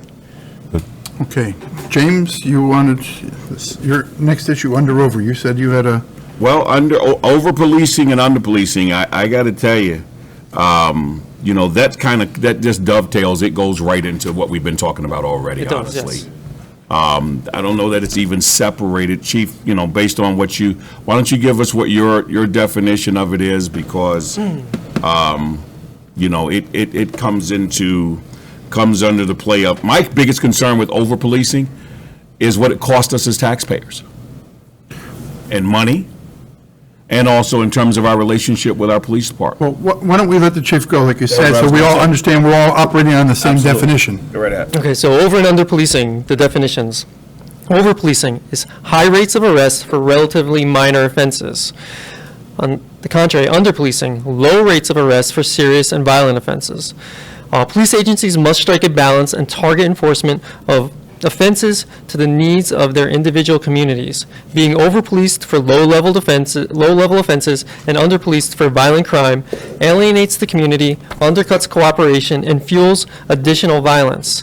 Many black and brown communities suffer from the worst of both worlds: over-aggressively police behavior during frequent encounters with residents, coupled with the inability of law enforcement to effectively protect residents from exposure to excessive violence. They're not my definitions, they're definitions that go along with over and under policing. So if we get into over policing, if we want to start there, Sure. it's often used to address the underlying conditions that contribute to a particular problem within a community, targeted enforcement or hotspot enforcement. That's why I said we've been talking about it already, because all of these topics actually dovetail, they kind of go hand in hand. So typically, they're frequently associated with low-income neighborhoods and communities of color. Typically, these areas have high levels of violent crime requiring more police services. The hotspot policing focuses primarily on enforcement, which leads to more vehicle stops, field interviews, and arrest of individuals in the community. And police have an important role in efforts to control crime. Prevention, deterrence are the key, and must balance between the needs of the community. So, as we've been mentioning briefly and going into it there, oftentimes these over-policed areas are hotspot areas. They're crime-ridden areas for whatever reason it may be. Is it a socioeconomic condition? It could be. It's part of the equation. I'll give you a perfect example of something I encountered. We had a situation in one of our hot spots several years ago, and my way of dealing with it at the time was flood it with police officers, because it was nonstop criminal activity day in and day out. And I'm talking about violent crime, not petty offenses. So we flooded it. One of the residents of that community pulled me aside, because I was out there myself, and said, "You're going about this wrong. The people you want are not the residents of this community." So I had the conversation with this lady, and she identified some other tactics for us to use and people for us to pay attention to. She was 100% right. She lived in that community, and people were coming into the community causing havoc, and then the residents of that community were paying the price. So it took that relationship with the community to realize where we needed to shift and move forward. We still have hotspot policing, and we base it on crime statistics. Some of our grant funding is based on hotspot policing of crimes. Right now, we are working on a grant that is focused on assaults, street assaults. So based on that, we have to put additional patrols in that area to address those types of crime. And we get funding to do such. And, you know, as that changes, the hotspot might change somewhere else. Oftentimes, we end up moving the crime rather than preventing it altogether. What are the, obviously, many of the members of the panel are black and brown. What are the expectations in regards, how do you, as residents of the community, what are your expectations of the police in regards to something that the chief just mentioned? When you have the experience that he just mentioned, where we have high crime, but, and usually you're called, somebody who lives there calls them. Typically, yes. Typically calls the police. What is the, how does that turn into over-policing? Or is that not what we're talking about? No, it is. So what happens typically with the over-policing is, with a situation such as a crime-ridden neighborhood or area, when we send the police officers in there, we expect a zero-tolerance approach. We're going to address those small quality-of-life issues. The broken windows theories, as you guys have heard about in the past. By addressing those small issues, we're deterring some of that larger crime. And it's intended to deter that crime in that specific area. As the the term is coined, hotspot policing. It's hot for a reason. There's some type of crime that is drawing the police attention there. The community is calling, asking for some type of response. So we have gone in and tried to address that. And again, we curb it, we may move it, we may resolve it. So it's not just patrolling, it's actual taking action. It is, yes. Right. So, because I know we get complaints from certain areas of the city that I haven't seen a police car, especially in the wintertime when the overnight parking is in. Sometimes not so much now with when we have the trackers in the car, but we would get a call like out in Hampshire. I haven't seen a cop, and, I know it because there were 2 cars parked out overnight and they never got ticketed. So, where are the police? Where are the police? So this is just the reverse, is that they're seeing too much police. Correct. But who are and that's why I'm interested to hear from your communities. For me personally, I think society's changed so much, as I think Mr. Rollins will agree with me. Back in the day, going back 15, 20 years, the community would kind of police themselves, Right. Like, don't do that. Get in the house, you know better. But now, society's changed to where the police have to come. They have to come. Right. See what I'm saying? So I think society's, that switch, that transition has been a little tougher on the police. Yeah. Good point. Well, I know, same thing, I grew up in an ethnic neighborhood. Mr. Massey, same place, and you neighbors policed your kids too. Right. And I don't think that Exactly. happens anymore. But So there's more of a need for police. Like you said, the neighborhoods are changing because there's a lot of people who are coming from out of the neighborhoods and the communities that are the cause of this, hot spot. And I've seen it too.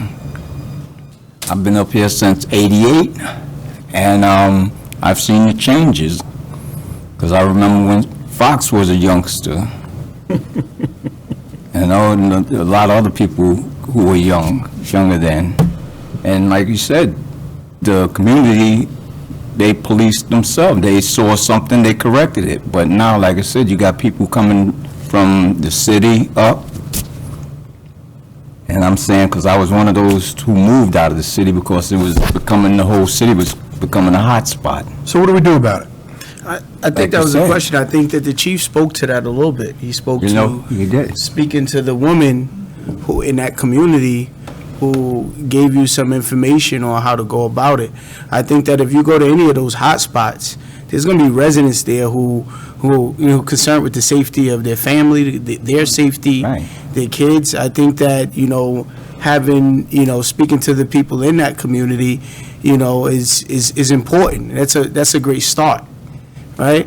I agree with you. That was a unique situation. We normally don't get that cooperation. Many people are scared to contact us because they're scared of retaliation or what may come from it. So That's because they're outsiders. Unfortunately, yeah. I don't know if it's specifically to outsiders. I think there's a legitimate fear of retaliation. Well, there's a lot of outsiders. I'd like to see us work with our aldermen in each of the wards who can, we have a night out against crime. We have the neighborhood watch programs, and, working with the neighborhood watch teams, in each of the wards, I think could certainly help, because they can also communicate to the public that we do have a police commission. I can tell you that a lot of people are just not aware of it. And maybe it's not so much that they should be aware of it, because they just don't have encounters. They don't have issues, but they don't know that we have a civilian review board. And so when I think about it, perhaps we can work with our aldermen and the neighborhood watch groups to help with that, because one of the biggest challenges with over-policing are the unintended consequences. The good people, unfortunately, get caught up. And that's what the lady that approached me, that was the whole conversation. Does anyone believe that there are neighborhoods in Middletown that are over-policed? Have you heard from people? Go ahead, Lisette. No, what I do appreciate, I think I shared this story the first meeting, because so I come from Queens where we had police towers policing us 24/7, and it felt like you were uncomfortable. You felt like even though you were a good person, everybody was bad, including yourself. Like you just didn't know why the cops weren't friendly in anything.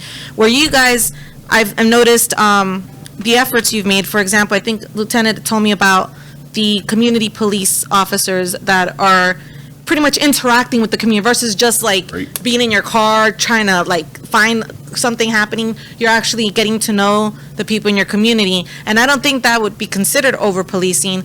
But in the communities where there isn't, maybe perhaps there's a hotspot, but there isn't any cops like that, you guys have cameras. So like there was a time I was on North Street, and this unfortunately this lady was like out of her wits because she was probably, I don't know, withdrawing, whatever the situation was, and she was being confrontational with me, and I was like, I think you need a doctor, like I'm gonna call an ambulance for you, and she was like, no, don't do it. And as soon as like she kind of like tried to I don't know if she's trying to attack me or not, but she was really like out of it, the cops rolled up. And I was like, how did the cops know this was a problem? I don't think anybody was around me to call the cops. And then I discovered you guys have cameras, and that you guys saw, I guess, whatever you were policing it on the camera, which I felt if that was a hotspot, that was like the best thing you guys could invest in a hotspot is a camera where you could see, not only record it happen, but stop it before it becomes a bigger problem. I don't know if that's considered over policing, but if it is. That's Park Circle when they needed a camera. Yeah, there. they need it. Then I think that's a good thing versus not having it. Then that would be under policing it. That's a hot So we spot. do have cameras, and it's a great point. And originally, the cameras were chosen by areas of high volume, whether it's pedestrian, traffic, crime, whatever it is, and we've tried to address that. But as it moves, we can't move the camera. It's a very expensive endeavor. But I think the policing aspect, what you're touching upon, and we have a slide for that as well, as we transition to policing in today's world, we're trying to change the way we police as well. Chief, what's the difference between having an officer there and the camera there? Well, when the cameras, nobody's ever monitoring the cameras 24 hours a day. There's 16 cameras, and to watch all six, how But many? it's being recorded, Oh, there's 23 cameras, but 16. it's being recorded and they looped and Oh, yeah. They're looped over days, not. they loop for a certain number of days and then that data Correct. Yes. cycles out. And they've been very beneficial in helping us solve crime, but we can't always use them as an enforcement tool to patrol, per se. I don't have someone assigned to sit and watch the cameras like in One Police Plaza in the real-time crime center. We just don't have those resources. But they are constantly playing in our communications area. The personnel in the communications have the ability to pan, tilt, zoom those cameras. If they get a call and they know there's a camera, just about every one of my personnel knows exactly where every camera is and the abilities of that camera, how far to the right and left it could reach. So if there's a crime within that area, they're going to that camera. Isn't your position the opposite of the national argument?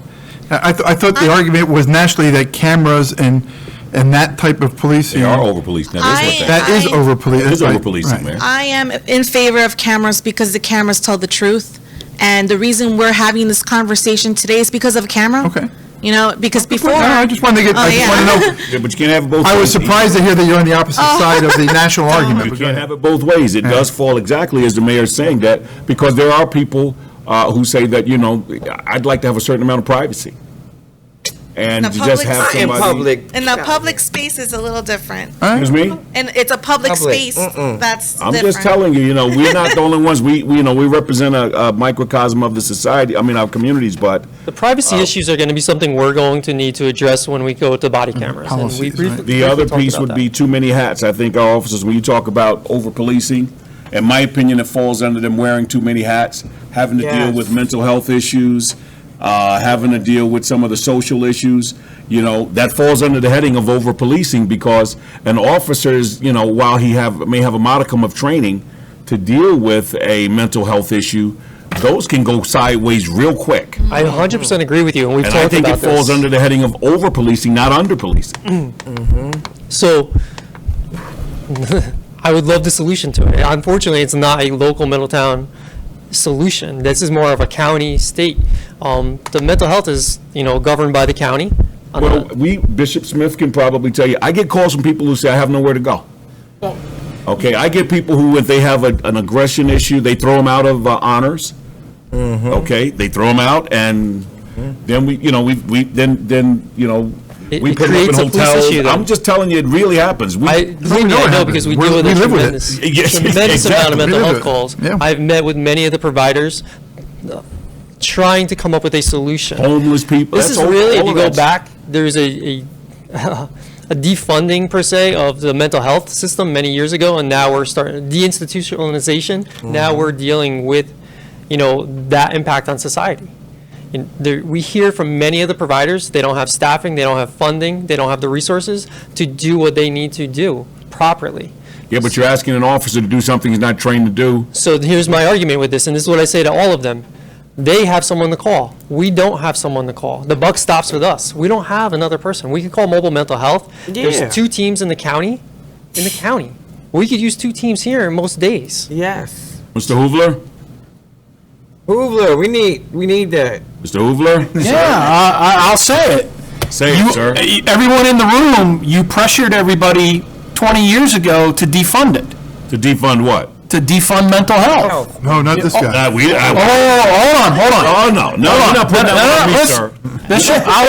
Absolutely not. You're not putting that one on me. That goes back to Hugh Carey and Ronald Reagan. The bottom line is, Okay, One Republican. bottom line is, I remember very vividly. I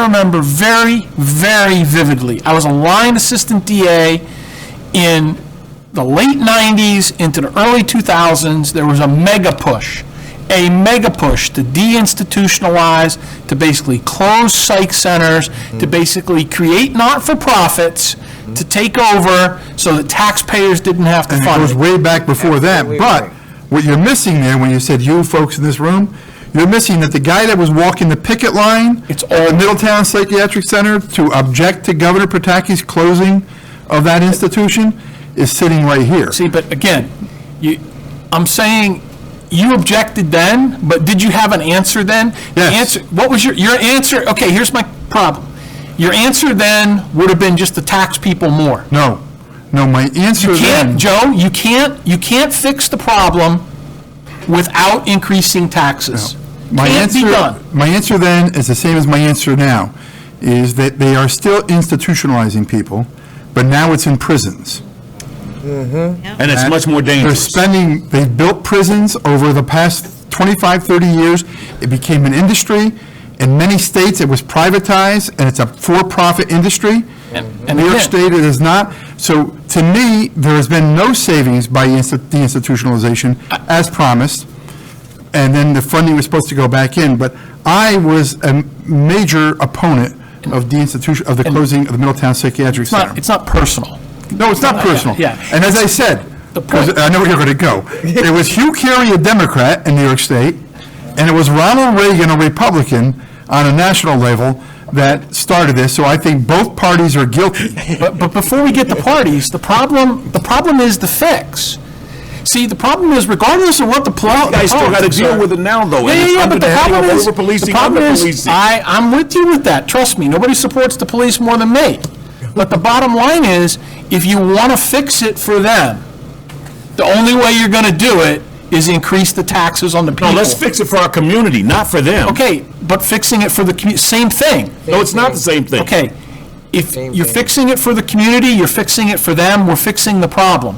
One way or the other. You can't fix the problem without increased services. And the increased services, the cost is astronomical.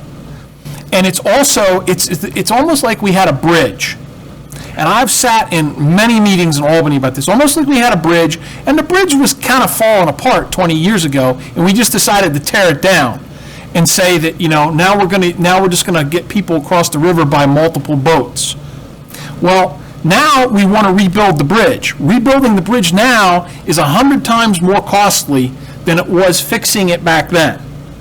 And I'm just saying that if you want to tackle the problem and you want to talk to professionals about it, the only way you can have a reasonable talk about it is you can say, hey, we need this, we need this, we need this. I agree. There should be more than 2 mobile mental health. But you know what? It's not going to happen because it's going to cost the taxpayers And too don't much build money. a wall, build some treatment centers. So it's priorities of budget. Government spending is the budgets that laid out are priorities of the government. The national government, the federal government, and the state government have not made drug treatment and things that start, where the crimes are usually starting related to drugs and mental health issues, they have not made it a priority. They can make it a priority very simply by having some national leadership on those issues and putting money into local governments, and I don't mean city, because the city doesn't run drug treatment programs. I mean governments like the county, where they can have multiple mental health programs. So this country is going to make decisions in November. But you know how it is. You can't, the federal government can't fund that.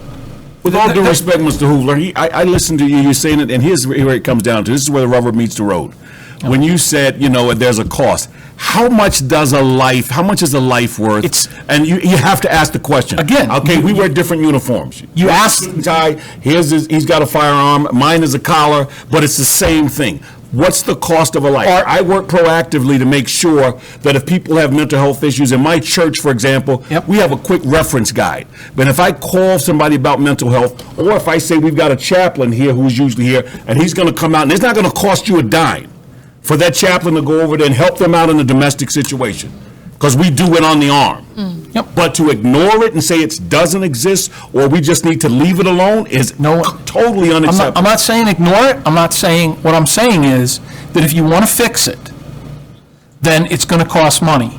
And the problem you have is, if you want to fix it, and you want to fix it locally, then the city of Middletown has to raise its taxes, the county has to raise its taxes, it's got to hire people, it's got to hire professional people, it's got to pay for their benefits, it's got to pay for their vehicles, it's got to pay for their equipment, it's got to pay for their overtime. That's and I'm all attitude, for Dave, that I strongly disagree, because you mentioned the city of Middletown. The priority, the structure of mental health is through the federal, state, and county governments. There is not burden sharing in this county when it comes to dealing with vulnerable populations. Okay. That you don't see housing or programs being developed in Goshen, in Chester, or in matter of fact, Chester, the outcry about a homeless shelter in Chester for years was to close this shelter down. That's right. And the county government actually bought property. They invested money. To keep it. No, the county government invested cash to buy that homeless shelter and get it away from New York City. So they invested our tax dollars here in Middletown, while at the same time, they have insufficient housing here. And they put a program here that's not adequately funded, and that has a placement of people who on our streets that have mental health needs. But it's not a Middletown funding. It's a county priority, it's a state priority, and a federal priority, and none of them are doing it right. Well, then there you go. None of them are doing it right. I will say when it comes to mental health, the city of Buffalo spends more dollars than any other city in the state of New York per capita on mental health. And what do? They contract with agencies to basically take care of it. The city of Buffalo does that. And those agencies inside the city of Buffalo, they'll run out and they'll take care of a situation. Once you leave the city limits of Buffalo, different scenario. But it's also a different funding source. The city of Buffalo is the source of funds from the governments higher up. In our setup here in the Mid-Hudson, the county is the recipient of those monies. 30 years ago, the health department was located here in City Hall. My aunt worked on the third floor here. The county took over the mental health and the Orange County Health Department. We had our own health department. It was decided for whatever reasons 30, 40 years ago to mesh it together because there would be more efficiency running it on a county level. The more efficiency turns into a focusing of people with mental health needs into the urban centers without sufficient resources. And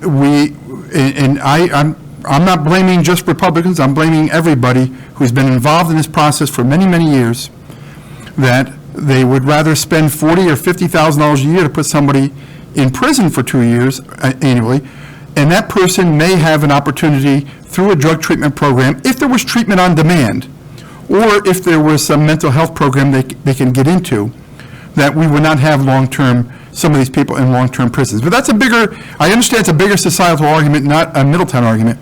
But when we focus on Middletown's needs, the burden cannot be, we're already dealing with a financial burden of hundreds of police calls for people with mental health issues that the county should be responsible for. And to have 2 mental health units for the whole county, 7 days a week, 24 hours a day, is insulting to communities like Newburgh, Middletown, and Port Jervis. Even now, you might see a change down the line because you're starting to see it in New Windsor. You're starting to see it in Walk Hill. What are you saying, Mayor, when you say it, that now you're starting to see it in New Windsor? I'm going to say it, because I know exactly what you're saying. That brings it right back to the communities that are not majority, minority. When you say New Windsor, let's call it what it is, because that's exactly what you're saying. When it hits, when it's in the minority community, okay, it's a crime. When it's in the majority and the other communities, it's a health and safety issue. Okay, and I'm talking about the heroin addiction. It used to be called, now it's a epidemic. It's an opiate epidemic as opposed to it being a crime issue. Right. And so when you talk about over-policing, there are things, and when you talk about mental health, domestic violence comes under mental health, substance abuse comes under mental health, crime that affects the safety of our public officers as well as the safety of our citizens, that all falls under that heading of over-policing because it's connected under that same umbrella of mental health. And to ignore it because the people that are most likely to be affected by it are minorities that's criminal. No one's saying that. The system is that No the one's saying police to have ignore to it. respond. What we're We're saying not is, doing anything about it. what we're saying You're is, asking if an officer's got to deal with a person and they're not trained to do that. Now you've got a whole nother issue that escalates into a whole Correct. bunch of And it other needs- things it needs to be because we didn't fixed. deal with the root cause. needs to be He's agreeing with us, fixed. it needs to be fixed. He's just saying that we have to put up extra money, and I'm saying rather than defunding police, we need to defund other areas of That's why I government never agreed with that and word. defund, Yeah, what do we, I thought we. and shift we did monies defund from, already. from other programs, whether it's, like I said, I know you and I are political, not allies, but rather than building walls, that federal money could be going into local government. and you know programs. what? I got no issue with that. Yeah, all right. I got no issue with, at the end of the day. I mentioned it twice, I was waiting for you to At respond. the end of the day, look, passed that. I'll tell you what, I don't let that care, one go. I don't really care. I care about the people. And what I see is, I don't like anything. Number one, I hate grants. Number two, I hate anything that comes from the federal government. Because you know what? Grants run out, and situations change and everything. But the bottom line is, for police to have the things that they need to deal with people with mental health issues, and to deal with mental health issues, we have to tax people more, we have to find more revenue from somewhere in order to get the people in place. And once you get the people in place, you have to give them the tools and resources they need to make it work. They need the equipment, they need the cars, they need the training. You have to pay them reasonably. You have to give them benefits in order to keep them. And I just think that as a society, I watched it happen in the criminal justice system 20 years ago, and now we're reaping what happened now, and now it just costs a lot more to get it back to where it is. And again, I don't have the answer to get it back there. I know what it takes. I know it takes money. And if there was just a pot of money, I would say, hey, you can throw that pot of money and. Yeah, but and you're put the using the people on. same money in over-policing. They got to pay overtime, it's the Again, same. There's only $1. I don't care how you slice it, there's only $1. One is the largest number that there is. So again, we're back to, we all agree that some type of money has to be either diverted or obtained Exactly. to fix Not the problem. defund it, it needs to be diverted. Well, I've never said defund anything. I said defund this and fund this. Yeah, you stop He that. didn't say that, I said that. Reallocate is my word. But, so We agree, we're on the we don't same want to page. deal with mental health calls. The bottom line, Move on. before we wrap up, I just wanted Mr. Massey to clarify a question that was posed at the last meeting regarding the sheriff's department. Yes, sir. And why they had a higher percentage of minority Yes.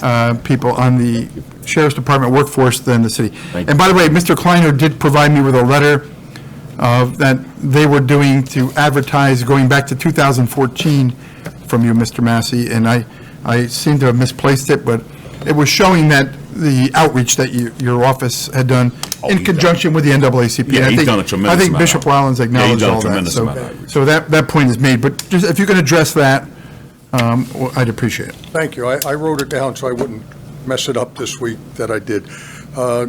I'm actually addressing it to you, Bishop Rollins, because you asked the question, and Yes, then sir. I have the information for you. Yes, sir. Last meeting, you questioned why the county has so many more black deputies and correction officers than Middletown. You said, why can't we learn from them? What are they doing that we aren't? I thought I answered the question. However, when I viewed the tape, I see I didn't, and I apologize for that. I would like now to give you the factual data and information. The city of Middletown has 68 full-time officers, 60 male, 8 female, 1 male is black out of the 60. Middletown does not have the title position correction officer. Now we get into the county, and here's where the County of Orange has the following. Sheriff's Department has 110 deputies. 89 are male, 4 of those male are black. 21 females, no black.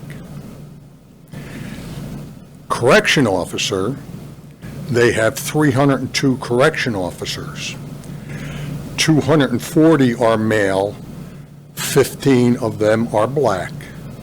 63 female, 6 are black. Now the difference, the testing for police officer, sheriff, deputy series is completely different from the correction officer's exam. The qualifications to take the exams and the jobs are completely different. Okay. I put on your desk the information that for the minimum qualification for an exam for a police officer. The minimum qualifications for a correction officer is simply a high school diploma. In fact, the State of New York Civil Service Commission goes even further. They will allow a candidate that is on the police officer certified list, that they passed the exam, to take a correction officer title job right from that list. However, it's not in the reverse. Just because you are on the correction, if you happen to pass the correction officer's test, you cannot from there take a police officer's position. I think you see the difference. The tests are different, the qualifications are different, and I just wanted to go back, Mr. Rollins, actually Bishop Rollins, I'm sorry, when you said there were so many more black deputy sheriffs, and in reality, there just aren't. We have 1 out of 68. They have 4 out of 110. Once again, correction You mean of officer. the deputies? Correction officer, different, well, if you're going to compare, you have to compare. deputies would become- Police officer Gotcha, to okay. deputy sheriff. You Okay. can't make the comparison. So I just wanted that, it's just for informational purposes. No, we want to clear it up because you said you would do the homework on it. And thank you for, so much for that. My only other question would be, though, is what did they do in terms of recruiting? Because again, that's been, you and I have worked together trying to get more. Perhaps we can learn something from what they're doing in terms of recruiting. But I think you actually answered it, and I think we all, when you said that the qualifications were different. They are. And so that's connected to a bigger issue, a macro issue, because if you're coming out of high school and you're trying to help your family, and maybe you don't have the opportunity to go to school, or you have the time to go to school, get 2 years of college, to wait to be able to become a police officer, that you take that opportunity to get a civil service job as a corrections officer, and you take that right then, because now you can provide for your family. So we're back to the core issue that Mr. Hoovler and I were talking about earlier. It's a bigger picture, and it does come down to some things that are happening. And I think But Anthony has thank you talked very about much. that, a program that he's working on and working with the And chief perhaps on. maybe what we ought to be looking at is, is there tuition reimbursement that now they are in the system of dealing with, or they're in the law enforcement system rather, as a corrections officer or a deputy, that maybe that might be where we can recruit some minority officers who would then want to be police officers, because we're trying to increase the diversity. But we're here about solutions here, and that's what I'm thinking about. Okay, And- great. And once again, as you and I reached out one other time, I'm happy to reach out with anyone that's on this committee or anyone that's listening to try to get more minorities involved in the test-taking process. That's where that's a... And I know that because I did ask that question after with you. Thank you so much. I went back and met with our sheriff, Mr. Du Bois, and I had a conversation with him. And even his people that are at the upper levels of management, They are retired state police officers who now take on the position of working as corrections officers, and so there is some synergies there, and if we can learn something from recruiting, or, maybe put some dollars in the right place for tuition reimbursement, so that The greatest tool you could have to increase minority hiring is create a tutorial program that basically the city pays for, that is open to everyone, that basically helps people prepare for the civil service. Which we have. We have that. We have that in the city of Middletown. We have, The bottom line is. I agree. we got to help more. We got to help more. Great Yep. job. We actually did Thank you, Ms. do that Mr. the Massey. last round of testing, and we offered it to city residents for free. We actually did a question and answer session right here to address people's concerns and to direct them on how to go about taking the test, but we didn't get an overwhelming response for that program. well, that's going to be the job of some of the members here as they do it. We got to help with that. Does everyone think they had their opportunity to voice all their opinions on the matters of, Theolonica, go ahead. One more. We have to end on a good note, okay? I want to thank the Middletown Police Department for their fast action in a situation we had a couple of weeks ago. The chief was on vacation at the time. I reached out to the mayor when the family reached out to me. They wanted to do a big protest and craziness. The mayor immediately called somebody, and I don't know who that officer was that called me, but he was wonderful. Oh, you go, boy. Smiling guy over there. He was wonderful right there. He got right on that Conklin business and calmed the family down. No craziness, and I really want to thank you guys. We appreciate That's y'all. right. Thank you. Anyone else want to say any final comments before we depart? And understanding again that the draft report will be prepared by myself and the chief, submitted to all of you, and submitted to the public. We'll set up a public hearing. I don't know what it's going to be like in September with the rules, but maybe we'll do it at the Paramount Theater so we can have people come in rather than online, to physically come in, and we can limit the participation, of people coming into the building at the same time. But we'll figure something out where we can actually, because I know it's part of the process, so, and then that report will be submitted to the chief. I want to thank Bishop Rollins for all your work. I was going to say thank you, Mayor, for your leadership. And the on district this. attorney, I know it's outside your work hours, but you're a 24/7 guy, but to come in and spend, 3 full meetings with us, I think we're very thankful, and shows your commitment to You're it. going to tell everybody you promised me discount and everything. No. I think the city. Everyone who knows me knows that's not true. Yeah, all right, stop, Earl. And the council president and Yes. Alderman Massey, Alderman Drew John Francois for coming, and all the panel members, you guys are business people, you're religious folks, and you're all involved in our community. And I want to thank all of you for participating, and hopefully we'll have a good public hearing, and we'll send our plan to the common council, send it up to the governor, and hopefully be accepted, and we'll move on as we have been moving on with our community for many, many years. I'd like to see our city be an example for perhaps other police departments. Thank you, Chief. Thank you. Yes. Thank you. Mayor, I see one of our aldermen in the back, and everybody, and everybody here as well. If we can make Middletown, it's safer than it even is, and if we can be the example, then that's really what it's all about. So thank you all. Eileen, we're off. Thank you.